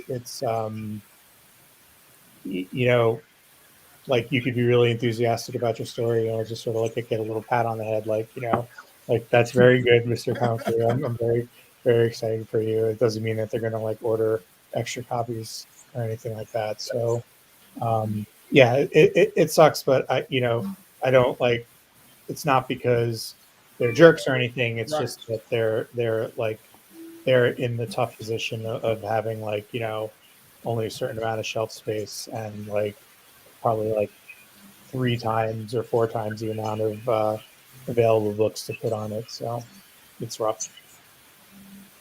So Chris Mason said this, which I thought I wanted to address. Kickstarter is getting bad about not holding creators responsible for putting books out and not just taking our money. I actually would disagree. I think Kickstarter has done very well at being aggressive when they need to be. I mean, they pulled off Lady Death. I mean, how more aggressive you can be? Someone who makes them millions of dollars, you know, because he didn't fulfill fast enough. So I think that that's been addressed. And I also think right now they're being very supportive and letting people have multiple Kickstarters up because of the paper shortage, where you may not have fully fulfilled one, but you did the digital and allow you to move forward. What do you guys think in the current market? I think they've been very, very fair. I think so too. Yeah, I think it's also, you know, Kickstarter is the platform, but what you're doing is you're entering into a deal with the creator. There's when you paint it as Kickstarter one fell swoop, you'll get comments like, "I don't support any more Kickstarters because blank didn't deliver." And I think that it should always be about the individual creator. Kickstarter is not a publisher. You're looking at each individual creator as if they are the publisher. So I don't want Kickstarter to start taking a super big hand in this. I want, you know, just if someone is a bad actor and if someone isn't righting past wrongs, I think that's time to get them out of here. But in general, because we're all individual people for the most part doing these, I think that I don't want to see Kickstarter start cracking down based on people being late, especially right now with everything backed up. There could be a reason that someone's late, you know. It's just Kickstarter's. Oh boy. Jonathan, Pat's cat would also like to meet your cat if you guys can make it happen real quick. We'll wait. Put our squares next to each other. So yeah, she wants some airtime right now. Yeah, no, that's the full take. You know, I don't think the Kickstarter should be doing more. I think that they're doing enough, and that if someone is really taking advantage, get them out of here. I would actually say that they've started doing more than they ever did before. Yeah. In that they didn't used to do anything. Yeah. Right. And like what's rolled out in the last year is they started having creator ratings. And they, you know, while they're doing that for the paper shortage, there are certain creators that if you have fulfilled a certain number of campaigns, they're giving you more leeway in terms of like how many you can launch in a year without fulfilling. And they never did that in the past. They just used to let people launch. So I think they are being more proactive in that. I wouldn't want them to, you know, start really cracking down too much, because again, like Pat said, it is about, the individual person's brand. And if you look at someone like Pat, who's had 18 or 22, is it 22, 22, 18? I lose track. 22. Yeah. It's 22 because I used to use 2 different platforms. So yeah. Right. So I think one says 18, but you've done that many. That's a track record. People can go back and they can look and they can see they're fulfilled. So there is some responsibility of the backer to look at people and say, do these people have a history on the platform? I'm giving some stranger my money. Is there something there that is a reason for them? Like, you wouldn't do that in anything else. You wouldn't walk into a car dealership that only has one car in the lot, and the guy says, "No, you don't need to test drive it. Why don't you give me yours as a trade-in and another $50,000, and we'll call it good." You'd look into that a little bit. So I just think that there is some onus on the backers to quickly look. You can see how many campaigns the person's done. Is this a person who has a website? Is this a person who's done comics before? And all of these factors contribute in. And when that creator is someone like Doug or Jenna or Rich or Pat, and basically everyone on this panel who has a track record, you can trust them. Not only are they going to deliver, but they're going to deliver great books. No, that's good. Yeah, I mean, the only other thing I'd bring up is it's like I think there are very, very few people out there like actually like looking to scam people out of money. It's like, to like make a project and like get a bunch of backers and then just take the money and run and not deliver. I think, like, does it happen? Like, I'm sure it does, but I think 99% of the time, or let's say like 95% of the time, when someone doesn't fulfill, it's because they took on more than they realized that they would need to, and it's not really like a deliberate thing, like they're trying to like screw you over. It's that something went wrong in the process, and given time, you would hope they would make it right in one way or the other. So I think like that's like another thing is like I don't think you have like a ton of people like out there like actively looking to scam. I think it's just more like somebody like says like, hey, I'm going to launch a Kickstarter. It seems like a great idea, not realizing the amount of work that fulfillment takes, and then they just kind of are unable to do it, which sucks for you as somebody who's backing like a project you really were excited to see, but it's also I don't necessarily think it's like a malicious thing, and cold comfort for somebody who like lost money backing something, but I think that's something that's important to note, is that it is like fulfilling a Kickstarter is not an easy thing. So right. It's usually it's just when it doesn't happen, it's more on accident than on purpose. Yeah, I like to point out to people that anybody, there's no bar to entry for Kickstarter, right? So you have various different people with various different understandings of how the comic industry works. And just because they could draw or write doesn't mean they know how to like make it ready for printers and all this other stuff that we assume they know how to make. So it gets crazy. But a couple people have to go, so we're going to let them go. It is late at night, so I totally get it. I don't ever get mad. It's on a Wednesday night. It's not like it's a weekend. Some people have to work or write scripts or do whatever they're going to do. So we're going to start with Doug. Doug out in Utah. Doug, tell us what's coming up next. Say where people can find you, and say your goodbyes to all these lovely people watching and here. Yeah, I mean, obviously you can find me on all the social medias, some variation of Doug Wagner. So like on Facebook, it's Doug.Wagner13. That's also on Instagram. And then at Doug_Wagner for Twitter. Obviously the vinyl trade is coming out in April, so that's the big focus. And then the Viking book, which I can't say too much about yet through Image, will be coming out in June. So that's where things stand as far as books coming out. And Chris, if you've lost faith, I would just want to reach out, like, contact me on social media, dude. We'll this group here, we will get your faith back. So we will make it right. So just let us know. Yeah, that's it. Do that. Oh, good night, Doug. Thanks. All right, and Jenna, you're going to leave us, so now we just get a bunch of ugly dudes here. So but that's fine. That's fine. Go ahead. You can do that. Tell us about what we need to pick up and what's coming out. Cult of Icarus #1 today in stores, if it's the Diamond as the distributor, and then in stores next Wednesday if Lunar is the distributor. There it is.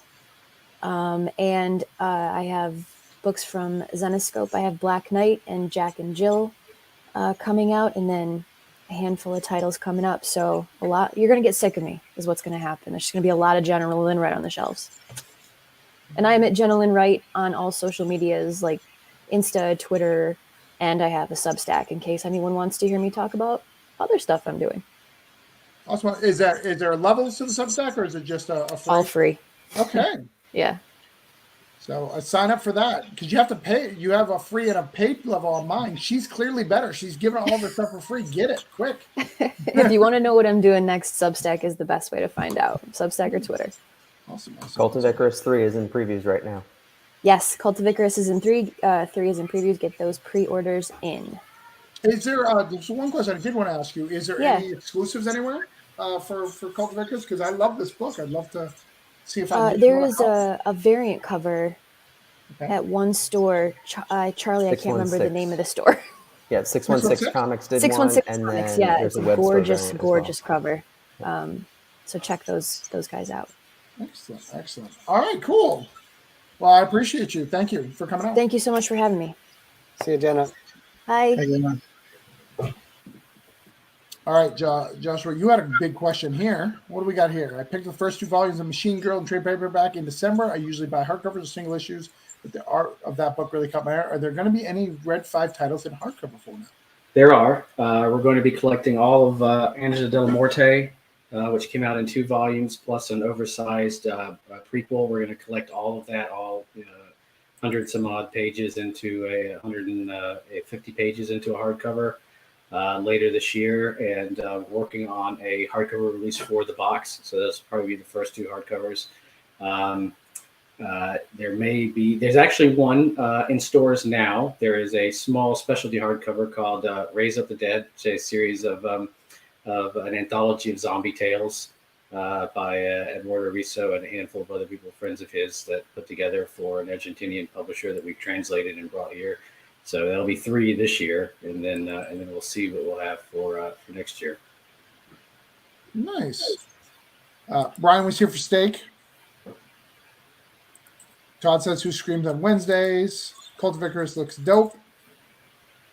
All right. Hey, Travis. You mentioned that Brian Polito is removed from Kickstarter. He was moved temporarily. He couldn't make a new one for a little bit. I think that was last year. I think. Does anybody else have the memory of this? I think it was last year.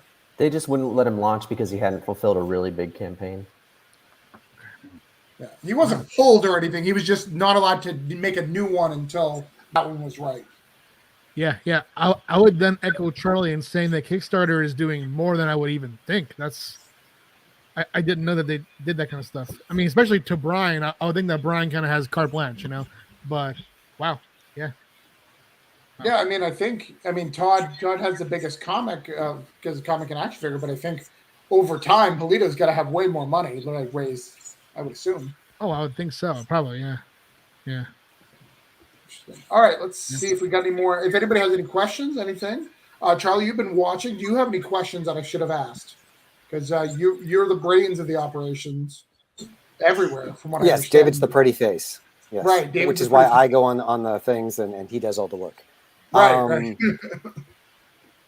I think maybe here's a question for the creators, and Joshua, maybe you can pass on what you say for Red 5, because I think there might be some aspiring creators watching or people who are getting ready to drop their comic for the first time in the direct market. If there's some bit of advice that you could go back and tell yourself before you did your first book that was going to come out in the direct market, what would it be? God, be shorter. Be a lot shorter. Actually, I kind of I mimic a lot of what Rich was saying earlier when he was talking about specifically for retailers, but I think it's true for the direct market. Is do your research. Figure out. It's good to have like the story you want and have something that's personal to you, but be aware of what you're taking on. Look at what actually sells in the direct market, how much it sells, the reality of what you're going into. Use that to figure out what's your budget for making it, and also look at how material is marketed and what you as the creator need to take on for marketing. I get a lot of creators, and not to get down on anyone, but it's sort of when they bring books to like, and we're going to publish them, like, okay, great, here are all my files. Tell me when it comes out and sells 10,000 copies, and you kind of have to have the. And you're going to want. It's like, this is what we're going to do for marketing, but you are going to have be an active participant in this, and this is kind of what you need to be prepared to do. So know what you're getting into, and make changes to your plans to make sure that treat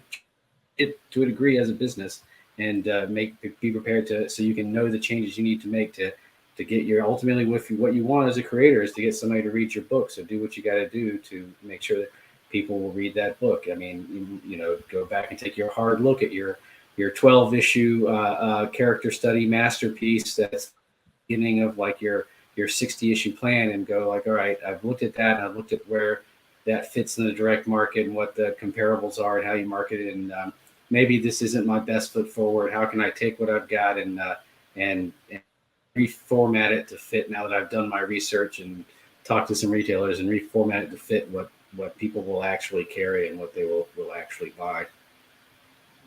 Know what you're getting into. Anybody else? I think like if there was one thing I could tell myself, it's less specific to retailers and more just specific to like kind of what I was doing when I was starting out, is that like I was just like so convinced that like my first thing was going to be a success. Like I was so convinced that like Gutter Magic was going to be like an amazing success that like I spent like 5 years just working on that and refining on that and refining that. I like, if I could change one thing, I wish I would have realized that like every time you do like every time you pitch something, it's like you're coming up to bat and you're taking a swing, and it's like there's no like one project that's like do or die. You know what I mean? That like if it doesn't get made, you're never going to have another idea. You're never going to have another success. Like I would have, rather than like spending my time kind of like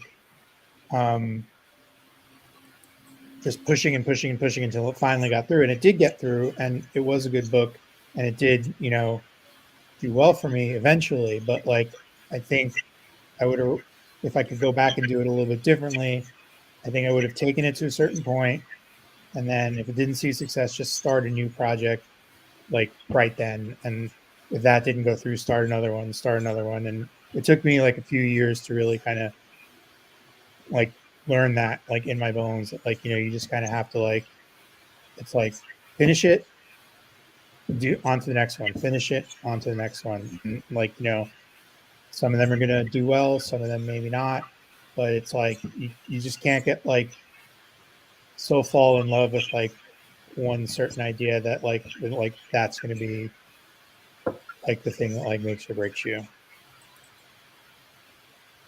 But that's just me. Like like, I'm just saying like that's my own experience. It's like it could be completely different for somebody else, but it's just like I think that was like a really valuable lesson that it took me like a while to learn. That reflects what I'm thinking too, that I in the early days I would really put so much stock into every series that I was doing, and I would work for hire stuff. I would put my heart and soul and think that this is going to be the one that does it. This is going to be the one that makes me legit in my peers' eyes. This is going to be the one that, puts me to the next level. And I saw so many different series as that, because I wasn't looking at the long term, which is to do work and to do good work over a long period of time and build relationships with editors, with readers. I was just so into making, a great single story that would define me. And I think that if I could look back and tell myself one thing, I would just say chill. I mean, Yeah. Chill. Because I was so not chill. I was always so heady about it and so hopeful about it in a way that wasn't conducive to understanding the long term of it all. And yeah, I would say chill for sure. Yeah. Are you on? Yep. I would say that I wish I had a bigger head start on supporting other creators out there, other creators, networking more, more retailer relationships. All that stuff could have and still does help. So if you could start following your favorite creators, start following stores, not just your local stores in other states, and also, I got a lot out of how other creators interact online. Like, for example, Jimmy Palmiotti is someone I look up to a lot in how he interacts with fans and the things he posts online. Our titles or the books we write aren't just the only thing that's a reflection on us. It's also, our how we how we are perceived at signings on social media. All that stuff carries a lot of weight. So if you are sharing things, involved with things, it could damage your sale of your book. It could prevent you from getting jobs and things like that. So yeah, I learned a lot from other creators. So that's what my advice for other people would be. Yeah. So for me, I think I would say I tell myself two things. One, other people's success is not your success. You have to do your own path, and I think that's the hardest thing in this whole business. Is you see certain things and you want that, but if you look at that thing a year from then, you're like, oh, I definitely didn't want that. I thought I did, but like now I see them going through that. I'm glad I dodged a bullet there. What that looks like, as you're moving, progressing, because I have certain goals. I get very frustrated that those goals aren't hitting fast enough. But as long as my goal is always to create and build new fans, I don't my end goal is still going to be the same. It just may look different. The other thing, don't just take work for hire work just because you want to get your name out there. I did that a lot early on. I actually even had to give someone back money because they hired me to write a comic for a Star Trek fan fiction. And I just couldn't do it. I just couldn't. I started doing it. I wrote it several times. I don't think I've even told the story to Jonathan and David. Don't even know the story, but I wrote it, tried to write it. I was just like, no, you need to take the money back. I can't write this. I don't want to write this. Like, I never wanted to write this. I don't know why I did it, but I was so like, someone likes me and thinks I'm talented. I need to take that money and do things instead of just going, no, that wouldn't be a good fit for me. Like, let's do something that is a good fit for me, and let me refer you to someone who would like that opportunity. And I think that was a big learning point when I realized the opportunities I pick, if I pick the right ones, they tend to skyrocket. Every time I pick a wrong one, it tends to back up. The third one that I just recently learned is, once you start gathering friends in this, they have your back even if they're not verbally saying it. So I've had people who've had my back in situations where they're like, hey, we're protecting you, you just don't realize it. Like, and I'm like, you're holding me back for whatever. We're not. We're just doing things a different way to help you. And I think that's a really good thing when you start building trust with people and love, where you're like, hey, let's say, Fancy Pants Comics, Pat Chan works for. I'm always like, hey, can you give me the editor? Can you give me the editor? Pat's like, I don't want to tell you, but I haven't been paid from Fancy Pants in like 2 years. I just still working because I need to get my money. I think that like those things matter. So listen to your friends like silent cues, right? I think like to answer the question for myself, I think it's too easy when you've done self-publishing, when you come into a situation where maybe you've worked in other mediums before, to think you know everything, right? And if I could go back and talk to myself, I would say, you know what you're doing here and here, but when it comes to the direct market, that's a whole nother world you need to learn. And then specifically, I would have said, talk to people about your covers, because I think, we lose perspective as creators. Sometimes if you're a writer, what good art is. And there's different levels of good art, and there's different levels of what kind of cover will sell.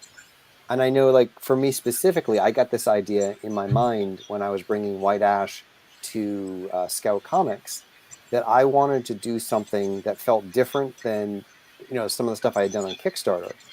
And I was looking at Jeff Lemire's Gideon Falls, and I was like, oh, look at all these graphic designs of the town, and they're gorgeous. But I'm not thinking in my mind, that's Jeff Lemire, and he has an audience, and he has a following, and he can do whatever he wants. So coming together with a graphic idea of an obscure town that doesn't tell anything in terms of the story is maybe not the way to launch your comic. But in my mind, it was like, this is brilliant. Connor, let's draw a tree, you know? And like, so we featured a tree on the cover of the first issue of White Ash. And I think it's a really pretty cover. And you did a great graphic design. But when you have, say, a sexy elf and you feature a tree and you're trying to get retailers to stock this book, there are other decisions sort of made. You know, like things like that I wish I could go back, and I try to tell other creators when they're coming out to Scout, you know, your cover is important. It's really important, and even if this cover works on Kickstarter, it might not work in the direct market because each of these markets is very different. And a book that will do really well on Kickstarter might die in the direct market. It might do really well in the direct market, but not be a fit for Kickstarter. And then there's the bookstore market, and these are all different things, and they have different requirements, and they have different audiences. So, you know, at Scout, you'll see things that just kill in the direct market that don't do the same number of sales when we put them out through Simon & Schuster. So there's not, like, there is some correlation, but there's a lot of variance in terms of what does well. And so I think it's really important, if you're a young creator, talk to the people who've been there before. Even if you know everything, you don't know everything. And I'm still trying to learn as much as possible as I can about the industry and what kind of things I need to learn still. No, that's good. In fact, let's talk about coverage for a minute. We've got a little bit of time. You know, we're going to wrap up around midnight. I will probably stay on if anybody wants to stay with me, but midnight is bedtime, so I get it. Pat will be up here till 2. He's done it before. So, coverage, you know, what do you look for to cover? You know, for me, one of the things I've learned through Kickstarter is I could buy Todd McFarlane, but if Todd McFarlane doesn't share it, it doesn't mean a damn thing, right? If Todd McFarlane didn't talk about doing a Todd McFarlane cover, it doesn't mean as much. Probably Todd McFarlane's not a great example of that, but I wanted to use someone big. I've noticed, because I would rather get a Kickstarter one covered that everyone knows who backs Kickstarters or helps Kickstarters, like a Randy Green's really big, or like Stefano's is decent, has a decent following, you know, some of those people. What does that look like for you? And I know that's also very different in the direct market. Some of those people, I go, hey, can we get this guy as a cover artist? When I talk to like a retailer about a comic, and they're like, who? And I was like, oh, all right, Phil Hester, you know him? Like, I get him, like, and figuring those out. What do you guys think of that? I think it's a mixture. You know, I think that you have to find a really fruitful space between a very skilled artist, a very an artist who people buy from, and that artist who will also talk about the product. I found the top two sometimes, and found that, as you said, if the artist isn't going to share the work, then that audience isn't going to be tapped into, right? That's going to be hard to market to them when the core reason why they buy that artist's art isn't really participating. That's why I think that it's always better to go for someone who will push it hard. But yeah, that trio for me is the key. Someone who will activate the collectibles market, because, you know, there's a publisher who recognizes that comics is both storytelling and a collectibles market is going to do very well. And finding that artist who people buy and who's going to be active for you, I think is the key. David, you have more covers than anybody else. Hold on, no. David has triple the covers of everybody here in this room. David has to address covers. Well, part of the reason that is you've been with me. Like, I reach out to a bunch of artists right before Kickstarter, and then thinking that half of them are going to say no, and they all say yes, and then they all do amazing art, and I can't not use it. So that's how I end up with 10 to 11 covers on some of these Kickstarters, and basically end up wanting to kill myself when I'm fulfilling, because it's insanely complicated. But to me, it's exactly what Pat said. You got to have someone who They have a following. They talk to that following, and those people want to actually buy their books. Because I've used an artist who had at the time she had 450,000 Instagram followers, and her cover sold like 30 copies. So it's like that wasn't. I tried to cross over markets. I mean, she's more of a manga artist too, and anime style stuff that she literally just posts online, but she has a huge following. Did not translate. I have artists who have a much smaller following, but they talk about what they're doing constantly. And they have people who will buy anything they put out. Those are the ones who you want. The direct market is a completely different animal because sometimes it matters who the artist is, but a lot of times it really matters that the cover is striking. Like the cover for Canceled is, as far as I know, Freddie Bartolus, I am the only person who's ever used him for a cover. And every one of his covers people love. And this one, I had over a dozen retailers reach out to me. I didn't pursue them. They came to me just because they saw his cover and thought that the series was going to be good off of the cover. So that's the power of a simple, good cover. So Charlie, I mean, you have the experience with Jay Lee. We thought that was going to be a massive hit, and it didn't necessarily translate to that. So it can be named. It really comes down to the art, I think. It's name and timing too. Timing is a very big thing. I found, at least in the direct market, we used to always kind of push for something that was sort of clear storytelling, just in the sense of, okay, I can look at the cover and I can get an idea of what this book is about.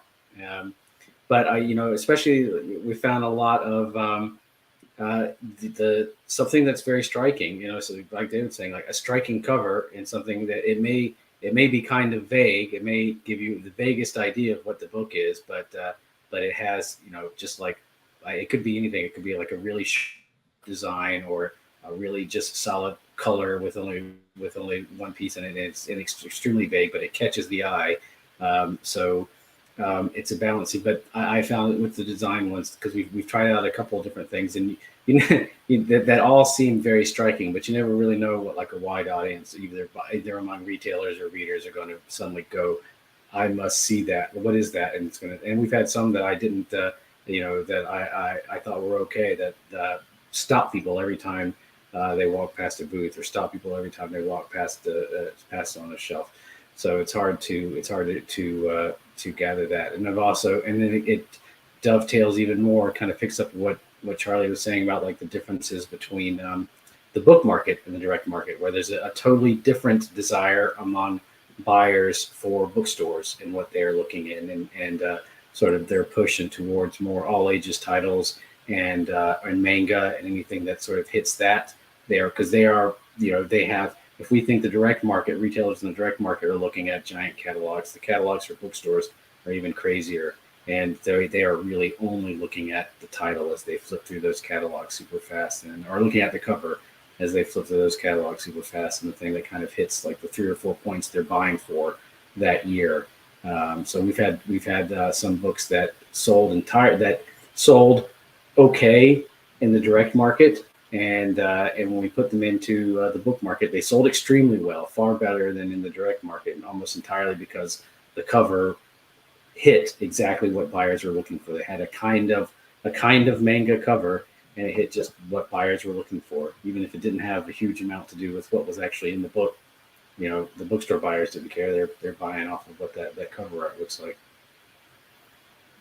I have a little trick with direct market stuff that I found really useful is you can do this kind of like with stores that might post like their new release wall or something, or you can go and do it yourself if you have a store. What I do is just go and like take a picture of like the rack, you know what I mean? Or even like if you're just going to do it there, just like take like the picture is good because you can kind of take it home and like look at it more. But like you can do it even like while you're in the store. Just like look at it from like a distance. You know what I mean? And see what covers kind of jump out at you, because a lot of comic book covers, especially with big two stuff, it's like the team or the main character going like this, and it's just like you see like, but then there's always going to be some covers, especially on indie books, that like just sort of like jump out at you, that like kind of like you'll notice them when you're looking at like the whole thing. And I think that's a really good way to get a sense of like covers that are going to be, or at least like styles of cover that are going to be like successful. You know what I mean? Like if it kind of jumps out at you, like looking at it when it's in the middle of like a wall of books, like that, I think is like a valuable cover to kind of like take a note of and like really see like, okay, well, why is it jumping out at me? Like, is it the only white cover surrounded by like a ton of like multicolored ones? Is it like really graphic? Is it, really interesting? And it's like the more you do that and the more of those the more you kind of study the covers that are really like stand out to you, you can kind of get a little bit of a better sense of what might give you a little bit of advantage in that game. But even then, it's kind of a crapshoot because you can't predict or determine what covers your book is going to be surrounded by. You know what I mean? Like you might decide to go for like an all red cover, and that month like there's 20 covers that feature red heavily, and you're not going to stand out as much. But I do think, just as a general exercise, it's really good to like take a step back and just sort of like see what catches your eye, and like kind of use that to get a little sense of like what is going to make the cover that's going to kind of stand out from the pack. I would actually say Jenna's cover for Cult of Icarus that Carl did. If you pull that up, that's a great cover. Like it's got it's got the red to pop it. It's graphic. Like it's a good cover. Like I really like that one a lot. And it's I feel like it's a good of first the issue. early Buffy too. The early Buffy covers were very similar. So it's got that vibe, and it's a vampire book, so you want to throw that together.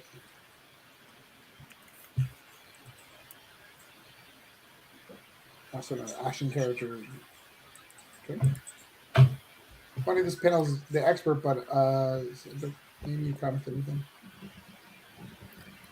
He's looking at you. Yes, Charlie. Danny. I think White Ash is a great title for a book, and I am really glad I started with W for the first.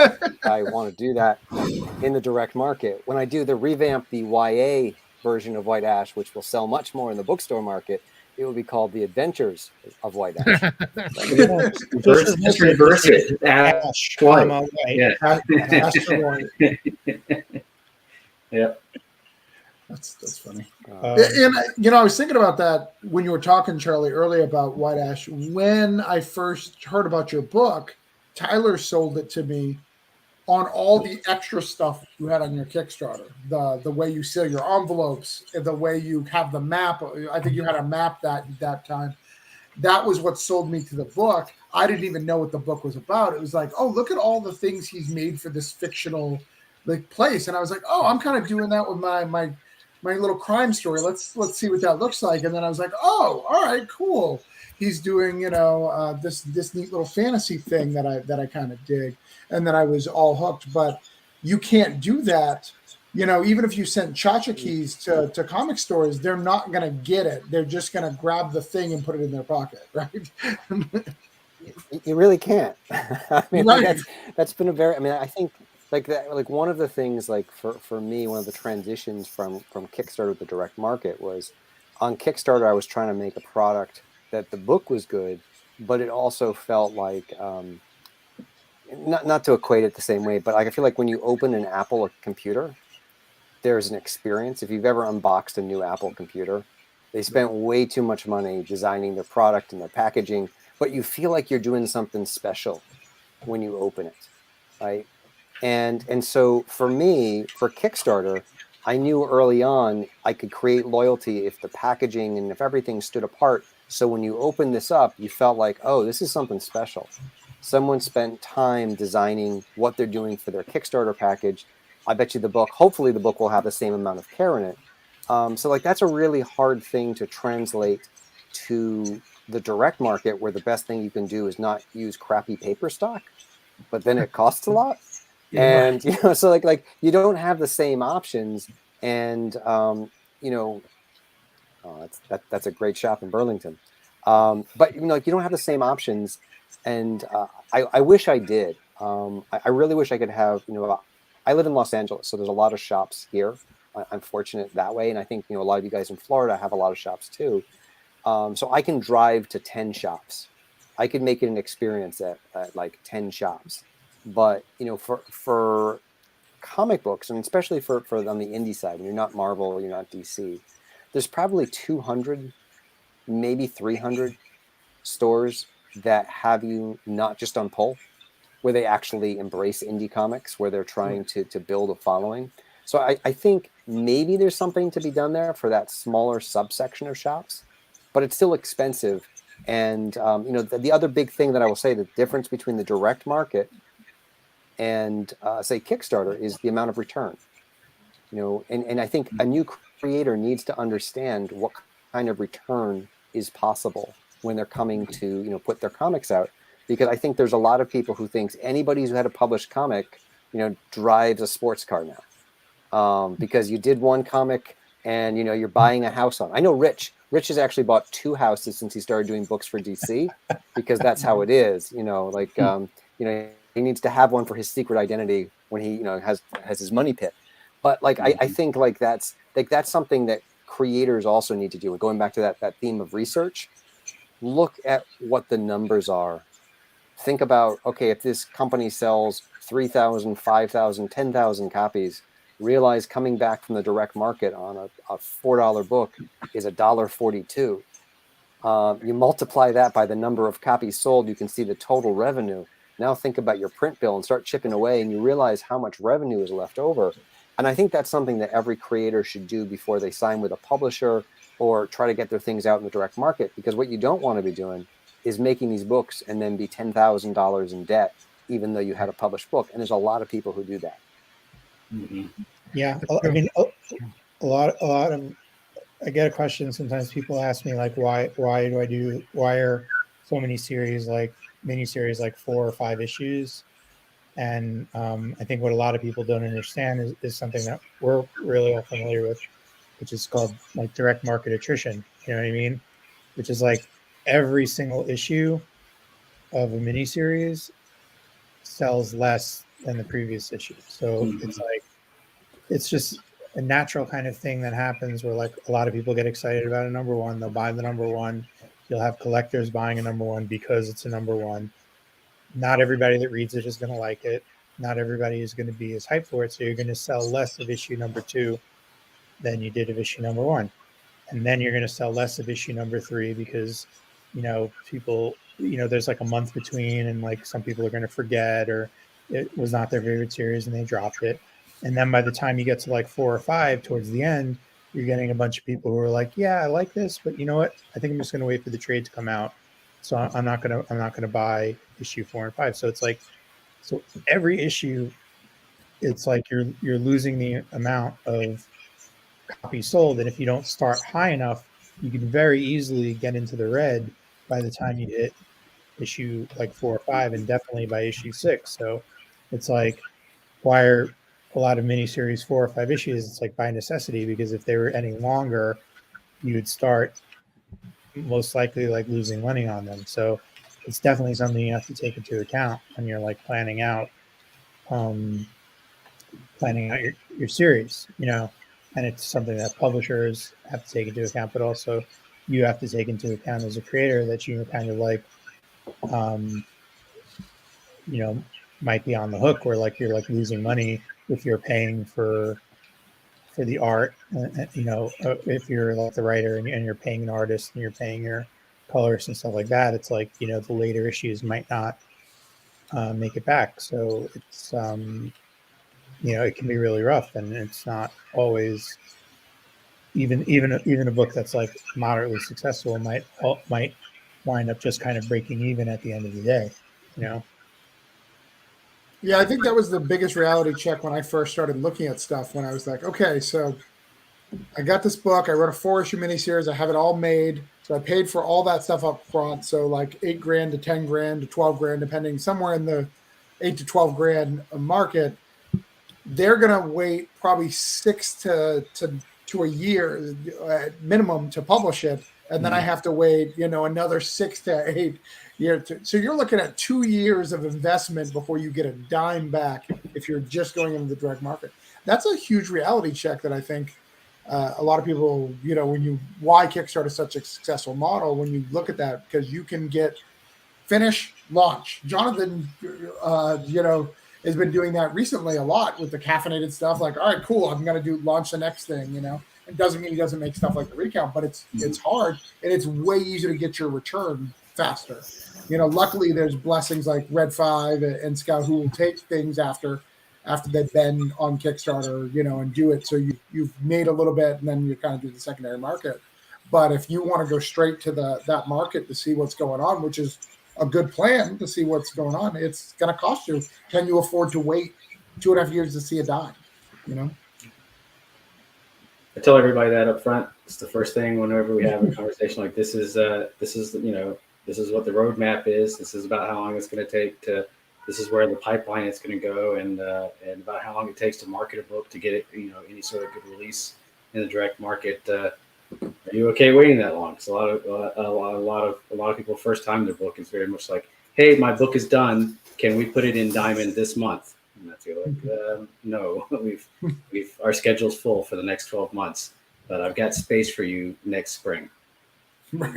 Just try to be as upfront about it as possible and talk. That's like a 5 times a week conversation. Mm-hmm. Yeah. I hate those answers, by the way, publishers. Yeah, I mean, like to tag in on that, like I love the enthusiasm of creators, and I mean I think that's one of the reasons why you want to be on the publishing side if you are a creator. It's because you want to be able to help other people, but you don't want to temper that enthusiasm too much. But you don't want someone, tweeting on a daily basis about their book, when it's another 2 or 3, 5 months from being finished. It doesn't have a place on the schedule. The earliest that you're going to get it out is a year and a half down the road. And, you don't want them to burn themselves out now. I always want, like, I try to tell people, do actionable press. It's tell people, hey, my book is coming out. You can pre-order it. My book is out today. Go to the store. Just vague posting about, your book doesn't do, you can drum up awareness, but you want to drum up awareness when it can do something, beyond making you feel good, because we all have such a short attention spans. You want to say, Pat's doing a new book. I've got Prison, which, I'm going to back that. If I don't do that today, I'm going to forget. So I'm going to do that today. But if he was to, tell me about it too much, it would just kind of float in the back of my mind. Oh yeah, that Prison Witch thing is going on, because it loses its impact.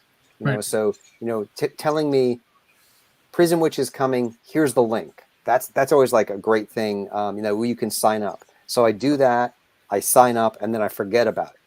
And then I wait till it launches and I get the notification. I'm like, okay, great. Now I can go back it. And I think for the direct market, it's about thinking you're going to announce the series, trying to announce it around the same time when the pre-orders drop. So like it's announcing pre-orders. You want to have reviews coming out right before people can go pick up the book. Because I talk with shops, and I was like, is it better for the reviews or things to come out when things are being pre-ordered? And they're like, no one pre-orders books. And like, it's like we as creators are constantly telling people go pre-order the book, and we should never stop that, because we get some people, but most people are not going to pre-order a book. They're going to want to go. What they want to do is like, oh, it came out this Wednesday, I'm going to go buy it. Like it's not Kickstarter. In Kickstarter, you're so used to, I'm going to back this now, I'm going to get it in 3 to 4 months. In the direct market, it's I walk in on Wednesday, I pick up my book. No, that's good. That's good. So what I'm going to do is I'm going to let people who need to go. So I'm going to go through everybody, say who you are and stuff, so we can get through that. If anybody wants to leave, they can. I'm going to hang out for as long as people want to hang out. But I know that it is 12 o'clock at night here on the East Coast. So I want to give people the opportunity to do that if they need to go. But again, if you want to hang out, we'll hang out for a little bit longer. I've got a script to write tonight, so I'll probably cut it a little bit earlier than I normally would. But why are you smiling, Charlie? I got to do that tonight. I got to. It's early where Charlie I'm is. just impressed. Yeah, it's like, well, I'm old. I can't like start doing that late night writing anymore. I've reached a point where like I'm tired. I won't do good work. So kudos to you to be like, when I get done with this at like 1 a.m, I'm gonna be able to write something that's coherent. So Well, here's the thing. So I joined a writers group, and like I need to submit a script every 5 weeks, and I don't want to submit something that I've already done. Like I want to give them a new one, which has messed up my whole world. So now I'm rushing through to give them. Like I have it outlined and it's been scripted out. Like this is kind of like the second draft, but Jonathan's judging you. yeah, it is judging me. Everyone's judging me. I want to do more and be efficient. So whenever I have time, and I have a 2-year-old, you have kids, like it's miserable. If they're not quiet for a minute, I'm going to write. Anyways, Jonathan, tell us who you are. Tell us if you need to go to bed and what we need to do. Bring up your thing one more time. I'll boogie after I promote everything. If you haven't got the Space Cadet yet, go to your local comic book store. If they're not carrying it, go to Scout's website and buy all the covers that they have available for it because they're all awesome. Look forward to the recount preamble being solicited soon through Diamond. That should be on sale in May. That's going to be the prequel one-shot to the first volume. And then I have Caffeinated Hearts, which should go live on Kickstarter next week. What else is going on? I'm going to probably have a pretty good second half of 2022. More big, exciting things coming for Quicksand. Capable should be finally seeing its direct market release. And then my title at Black Box should be announced by then and be coming out hopefully sometime in second half of 2022 as well. So thanks for having me on, Travis. I appreciate this invite. And it was awesome to be on a panel with these amazing creators. I don't think I belonged on it.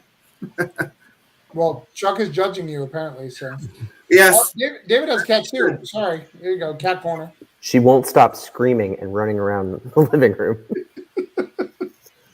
All right. Have a good night, everybody. Good night, Jonathan. That's all. Pat. I'll stay. I'm gonna dip out for about 5 minutes to eat after this, and then I'll just come back upstairs.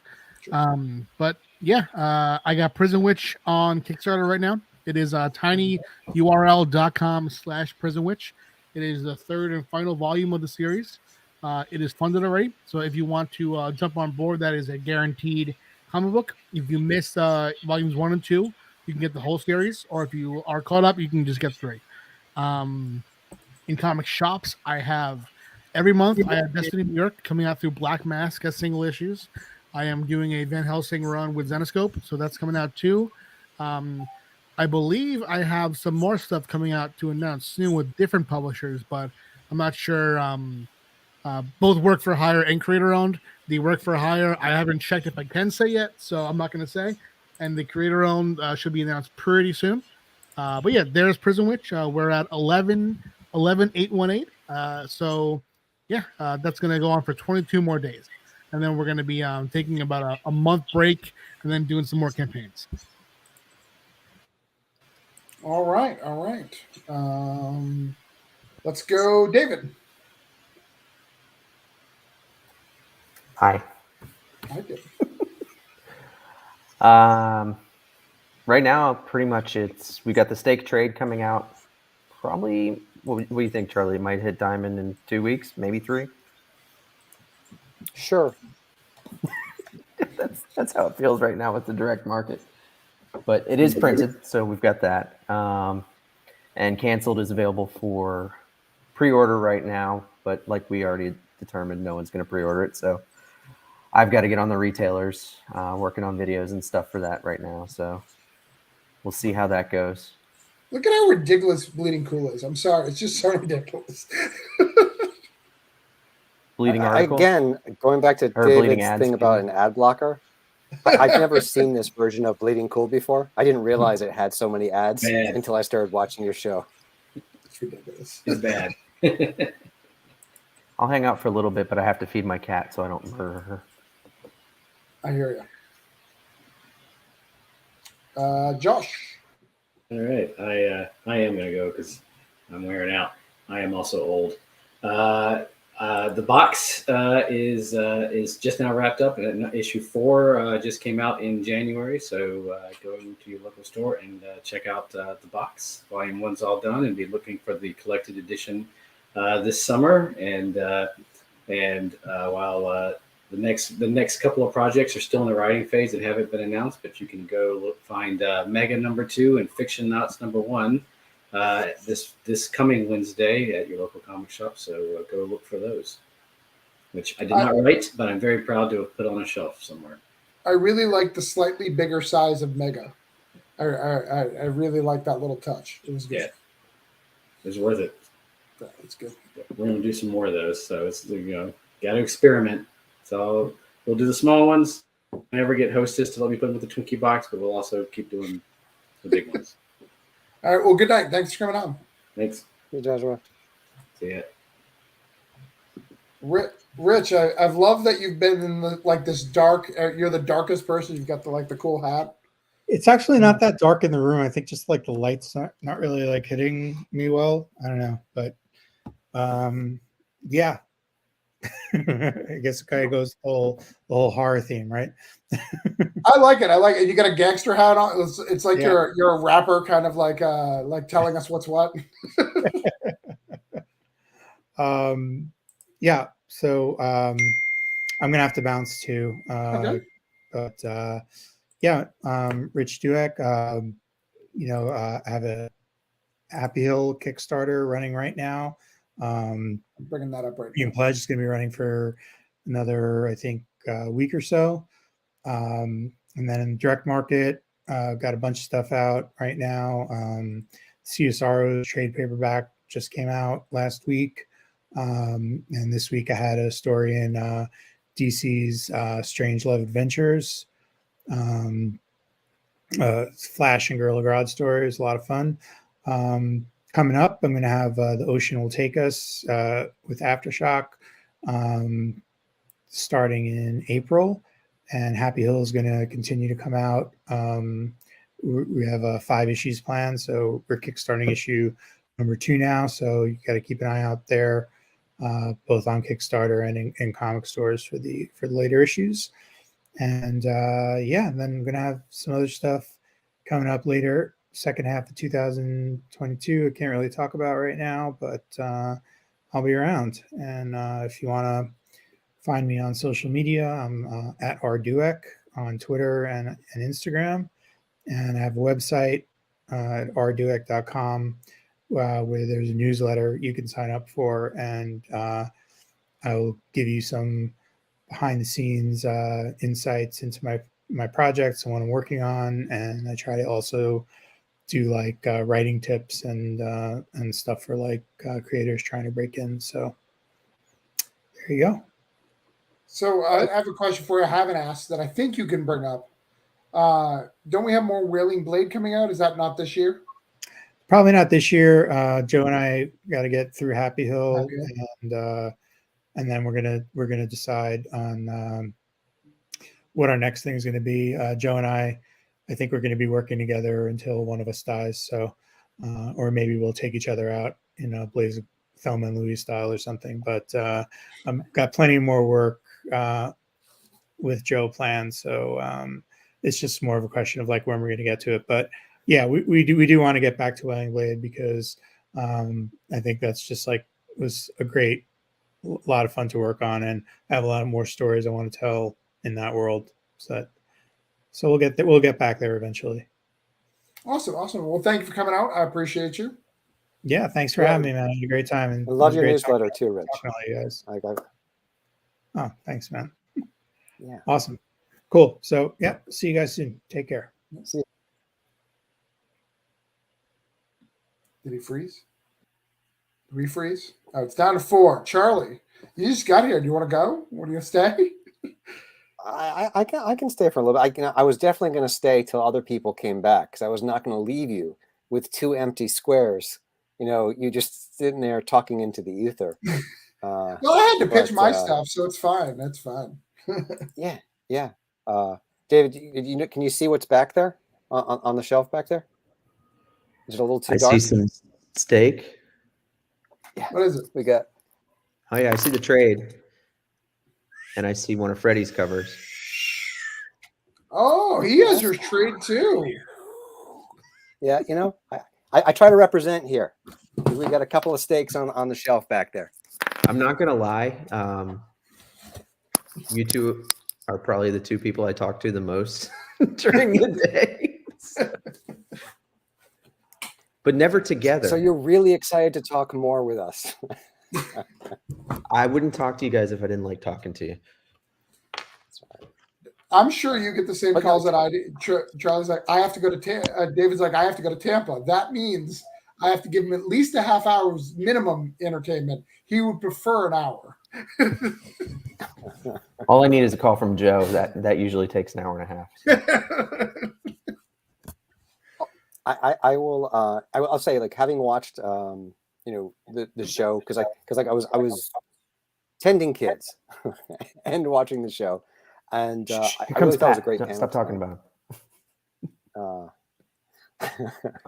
But I really thought it was like a great thing, and if anyone has any more questions, now we're down to the final 4, and we'll specifically answer your questions, and Pat will do them in the voice of Travis. Travis will do them in the voice of David.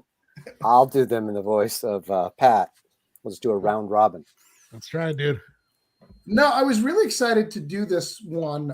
I've been doing Kickstarter. So when I do Kickstarters, when I do these, and I've got a lot of people, I'm really good at making connections. That's one of my strengths as a person. Like, that's why I can do the Cthulhu Invades Oz and Wiz. But I wanted to go, hey, why don't I ask people who are a little on the upper, doing like the publishing thing. I don't want to say upper echelon, but they're off of Kickstarter and doing kind of publishing. Why don't I bring all them on and see what kind of insight they can give? And they need the direct market. You guys don't get enough of support for that stuff, being able to talk about, hey, I got canceled coming out. Hey, I've got Cult of Icarus coming out. Hey, I've got, this from Zenoscope. Nobody asks those questions because they're, in my communities, they're all asking when's their next Kickstarter. So it's like it'd be kind of fun to give those people that platform to talk about it. Because a lot of the Kickstarter fans don't go to comic stores, to be honest. But maybe they would if we talked about different this. markets. Yeah, no, it's true. They're they're night and day. There's the number of people who say I came to your Kickstarter through the DM. It's there, but it's low, and yeah, it's just totally different. And I feel like some publishers don't know that. Stead obviously does, because you guys are kind of bosses in both, right? But some publishers don't realize how Kickstarter, for the publishers that don't tap in, that's an untapped audience. Yeah. Well, and like, I don't know if you can see this, Pat, but I'm just going to show something if anyone's still watching. Yeah. We've got 7 people still watching. Picked up Culture. You blocked the Russian bot, Travis? What we got here? Pull that out. I blocked the Russian bot. You don't know what that is? I want you to know. Could you see what I just pulled out there? Like how many books that was? Yeah. That's a small part of my Pat Shams collection. Ooh, right there on the shelf. Like I'm not kidding. Here.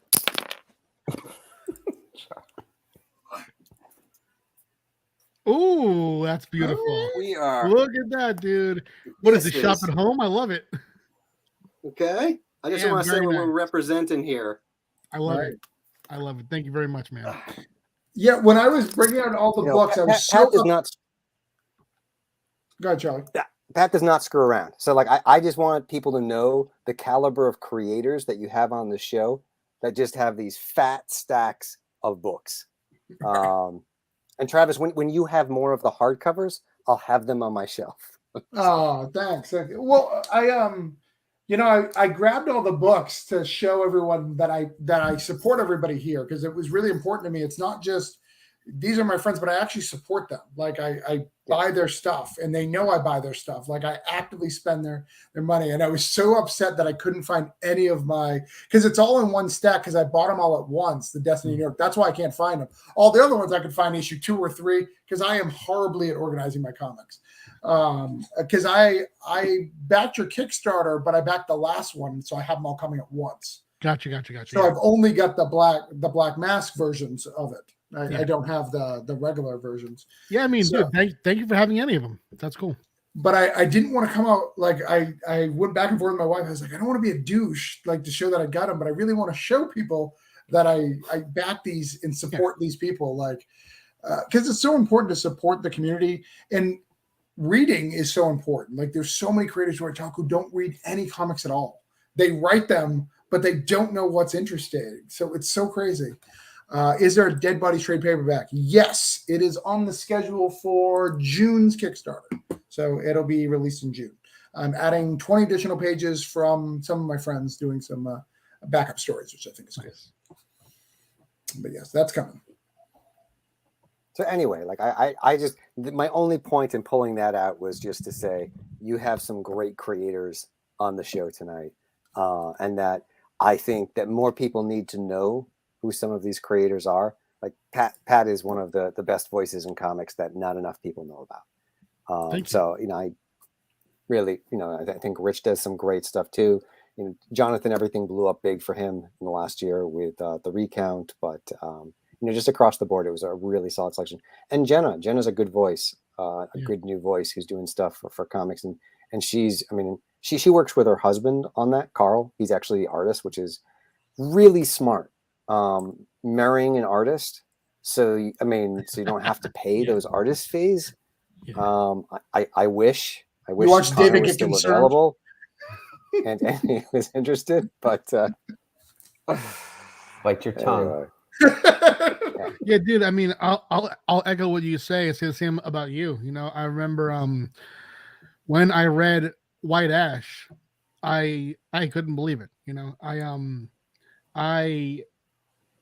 I think that kind of storytelling in comics is something worth celebrating. And just that plus, they were talking about before, I forget who said it, but it could have been Travis actually, the way that you package your Kickstarter, because I always, whenever someone asks me if they should do a mini series or trades on Kickstarter, I do always say trades, but you make your single issues into an event. It's to me, they're so far beyond single issues. They're thick boys, right? 2, the presentation, the extras that you add, the artifacts from the town, the stickers, the way that the mail comes, it's just,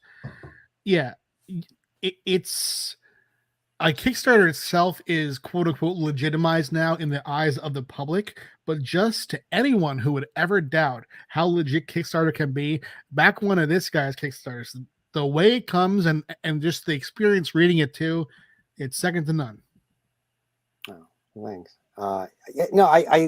I feel really fortunate to have been able to meet a lot of the people that were on the panel or e-meet. I mean, Pat, you and I have shared 7 minutes of time one-to-one standing outside a convention in San Diego. Yeah, but how many chats have we had? And I think it's really nice that we live in an age where you can get to know people this way. And I think, if there are still creators who are staying up this late watching the stream, you can get to know people pretty well over Twitter, over Facebook, from contributing to streams, from watching shows, and you can build your network in a way that will support you, that you can also support and be a part of, and that's going to help you whether you're on Kickstarter or on the direct market. In a way where it used to be you had to be able to network at conventions and go to BarCon, and it's just a whole new arena of ways of getting to know editors and people. It's great to be able to just pretty much at any time be able to reach out to one of you guys and be like, hey, what do you think of this? Yeah. Oh yeah. Well, yeah, and even the little stuff, David and I David's like, hey, I'm not really good at getting on shows. Can you get me on shows? Cool. And then I can give him a list of shows, and then I can give him like extra algorithms on that. This show produces really well for me. This one gets a lot of views, but doesn't produce. This one does, like all that stuff that you're never going to get if you don't talk to a fellow creator, on that stuff. And same thing with David when I'm about, hey, should this go to Kickstarter? I think it's a good idea to go to direct market. Should I go to Kickstarter first? What does that look like? Being able to reach out to someone who's publishing books and seeing other books. What do I need to do before I send it? Yeah. Even things like this. I've had people reach out to me and warn me after they heard that I'm going to do an interview. They'll be like, oh, that person's crazy. So I'll know I'm going to be going into a crazy conversation, right? And same with working with other creators. We always get a sense of how what the experience has been for other people, in mostly in positive ways, but sometimes in a warning way. But I'll always I'm always excited and happy to pass on the good word about a great experience with an artist to a different writer or even a publisher. I recently put out a call for artwork, for people to submit samples to my company. And I got 3 different companies who said, hey, if you see someone who you can't use but like, please tell me. Just the community in general, just the connectivity is very, very beneficial, and also just it can be pretty fun too. So there's a couple of questions here. Actually, we did have a couple. Chuck has one. How would you go from enticing the Kickstarter fan to the hit the comic shops? That's a good one. I think we've all both you guys have all had that problem. Even me, even on the Kickstarter, a lot of people like die on Kickstarter. They just go to the next thing. I do a whole circuit with my comics, like in selling them in stores. That's why I do all the store signings and the cons and all that. So, what do you guys think about that question? Bloodshed, dude, it really is 2 different markets. It's pushing at something that isn't going to happen large scale, but you could get a few people in there for sure. Just push, ask, tell. Yeah, typically if they're backing you on Kickstarter, they're only going to go to the direct market if they're a completionist and they want every version of what you make. I think also adding to those 2 things, you have to look at the numbers and what's a successful book on Kickstarter in terms of number of people who've bought it in units is a very different thing than how many numbers that you need to hit in the direct market. Because in the direct market, if you're hitting 1,500 to 2,000, you're feeling okay, but you're on the low end of profitable, right? You really on the direct market, you want to be hitting at least 2,500, maybe 3,000, maybe 3,500. If you hit 1,500 backers on Kickstarter, you're getting that yacht that people were thinking that I was going to be having. The truth is, like, most of the big successful creators on Kickstarter are doing anywhere from 500 to 1,000 backers per project, and of those 500 to 1,000, maybe 200 are digital, maybe another 100 are overseas. So at the end of the day, you're looking at probably, for 1,000 backers, of those 1,000 backers, maybe there's 600 who might go to a comic book shop. So, and that's not a number that's really going to move the needle anyway. But what you can specifically do, as David was talking about, you can put different covers on your books that are in the direct market from the Kickstarter. I've actually added pages to some of the White Ash books that I've put out in the direct market. So it's, if it was 40 pages on Kickstarter, it might be 42 pages in the direct market. So there's a little bit of extra content. And if you bought the book for $20 on Kickstarter, if you can go get a little extra content and a new cover for $3.99 or $4.99, I mean, that's something that you can pull some people, too. But at the end of the day, your Kickstarter numbers are likely not going to make or break your profitability on the direct market anyway. Yeah, I know I've sold your trade. When I was on the burritos and I talked about it, and I was like, oh yeah, there's extra pages in Charlie's Trades. And they're like, what? In fact, actually, to show how good your book is, Charlie, literally both my white ash trades are borrowed by two different people. So my Scout one is with somebody, and my my Kickstarter one is with another person. So You're never getting them back. I at least one, the Kickstarter one I don't think I'm going to get back, which sucks because it's a Kickstarter one, because they're just notoriously taking my stuff, but I take their stuff too, so it works out fine long term. What do we got here?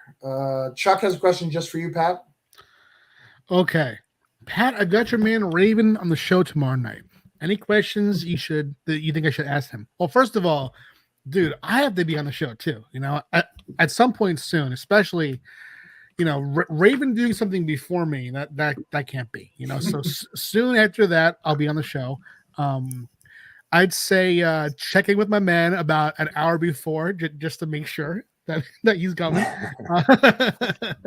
and ask him how it feels to get lapped. Right, like he started out before me. Just ask him how it feels to get lapped. Right, ask him that. So if you want to tell him, he's banned from my show because Pat's already been here. Like I can only have one, so only one. Banned, not welcome.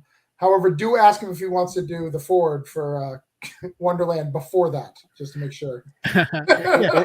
Travis, I was just gonna say, like, how you were saying Rich looked very gangsta with the hat on and the darkness. The real gangsta is Pat down here. Like, you don't mess with Pat. Like he'll take you down. Rap battle, whatever it is. Like if that's what your cup of tea is, he's gonna drink you under the table. I will bring it. Yeah. But yeah, Raven should be on the show, man. He's a good guy. I mean, I would have to be able to, be uninhibited in my ability to roast him. But yeah, he's a cool creator. I think that anyone who's listening who hasn't checked out his books should do it. Be patient with him. He's a little slow, but yeah. I was shocked that he wrote The Gift. I was not aware he wrote The Gift, and I was a huge Gift fan. And it's like I was buying all of that stuff because it kind of fell in the same time as the Awesome line. So Kaboom and like what was that? The Coven. Right. All those were kind of out at the same time. And Violent Messiah over at Image. Like all these crazy, no one wants to read Image books that I loved all of them. Yeah, Raven. Yeah, The Gift was before I even knew him for sure, because he was doing when I met him, he was doing Launching the Theater and launching Fly at Zenoscope, and the image and The Gift was back in Image, and I know that he was for a while. I think he was trying to get the rights back to The Gift to do it again at Zenoscope, so that almost happened, I think. But yeah, he's one of my best friends of all time, and that's why it's so fun just to show him. How far I've come past him, right? Great. So I'm going to bring it up to the crowd. If anybody has any more questions, we're going to wrap it up here. It is getting late. David's tired. You said you were going to be tired. This is too late for you. It's past your bedtimes. I'm joking. Charlie knows I'm messaging him later than this usually. I have no idea how he does it. But yes, I do. He does not have children. Never mind. That is the secret. I did take a nap this afternoon too for you, Travis. Well, and it is smart to stay up until 1 just in case Smokey calls you. I understand. No, he goes to bed early. He calls at like 7 a.m. until I told him I'm not up before 8 ever, so don't bother. Yeah, I was sad that Rich couldn't make it. Rich would also he couldn't make it. So any of the advertising, I apologize if I let anybody down. He told me he looked and saw your hair and just couldn't do it. That's what he said. Damn, savage. But I think that's it, guys. I think we are going to wrap up for the night. You guys can hang out backstage with me in a little bit, but I'm going to you guys kind of said your buys. I'm going to do the quick pitch for Granite State Punk, and I'll bring you guys back in the backstage. But if you guys want to say goodbye, go ahead and say goodbye to our wonderful crowd. Thank you for sticking around. The 6 who are left. We've done really well. We've had a lot of views all night. But say your goodbyes. I'm just going to say goodbye, and anyone who stayed all the way 2 hours and 38 minutes through for the show, We do not have an after credit surprise, so I am sorry. All right, I'm going to put you guys back, and I'll be back with you guys in just a minute. Cool. You can say, Charlie, because it's just I didn't want those guys around now that we're alone. Yeah, it's okay. It's okay. It's good seeing you. See you in a minute. All right, guys. Thank you guys for hanging out with us for a creative hangout. We got another great show next week. We've got Matthew Cudd. We've got who else do we got? We got Tony. He does Cosmo 8. He has his home line. We have a whole bunch of people. Sorry, I'm starting. It's late. Come on, give me a break. But I want to show you guys Granite State Punk one more time just to kind of show it off. Just a quick grab, show you it. I don't have a video, but it's a thing. Granite State Punk is live on Kickstarter. It's been killing. We've got more backers than anything else. I want to hit that 300. Help me get that 300, please.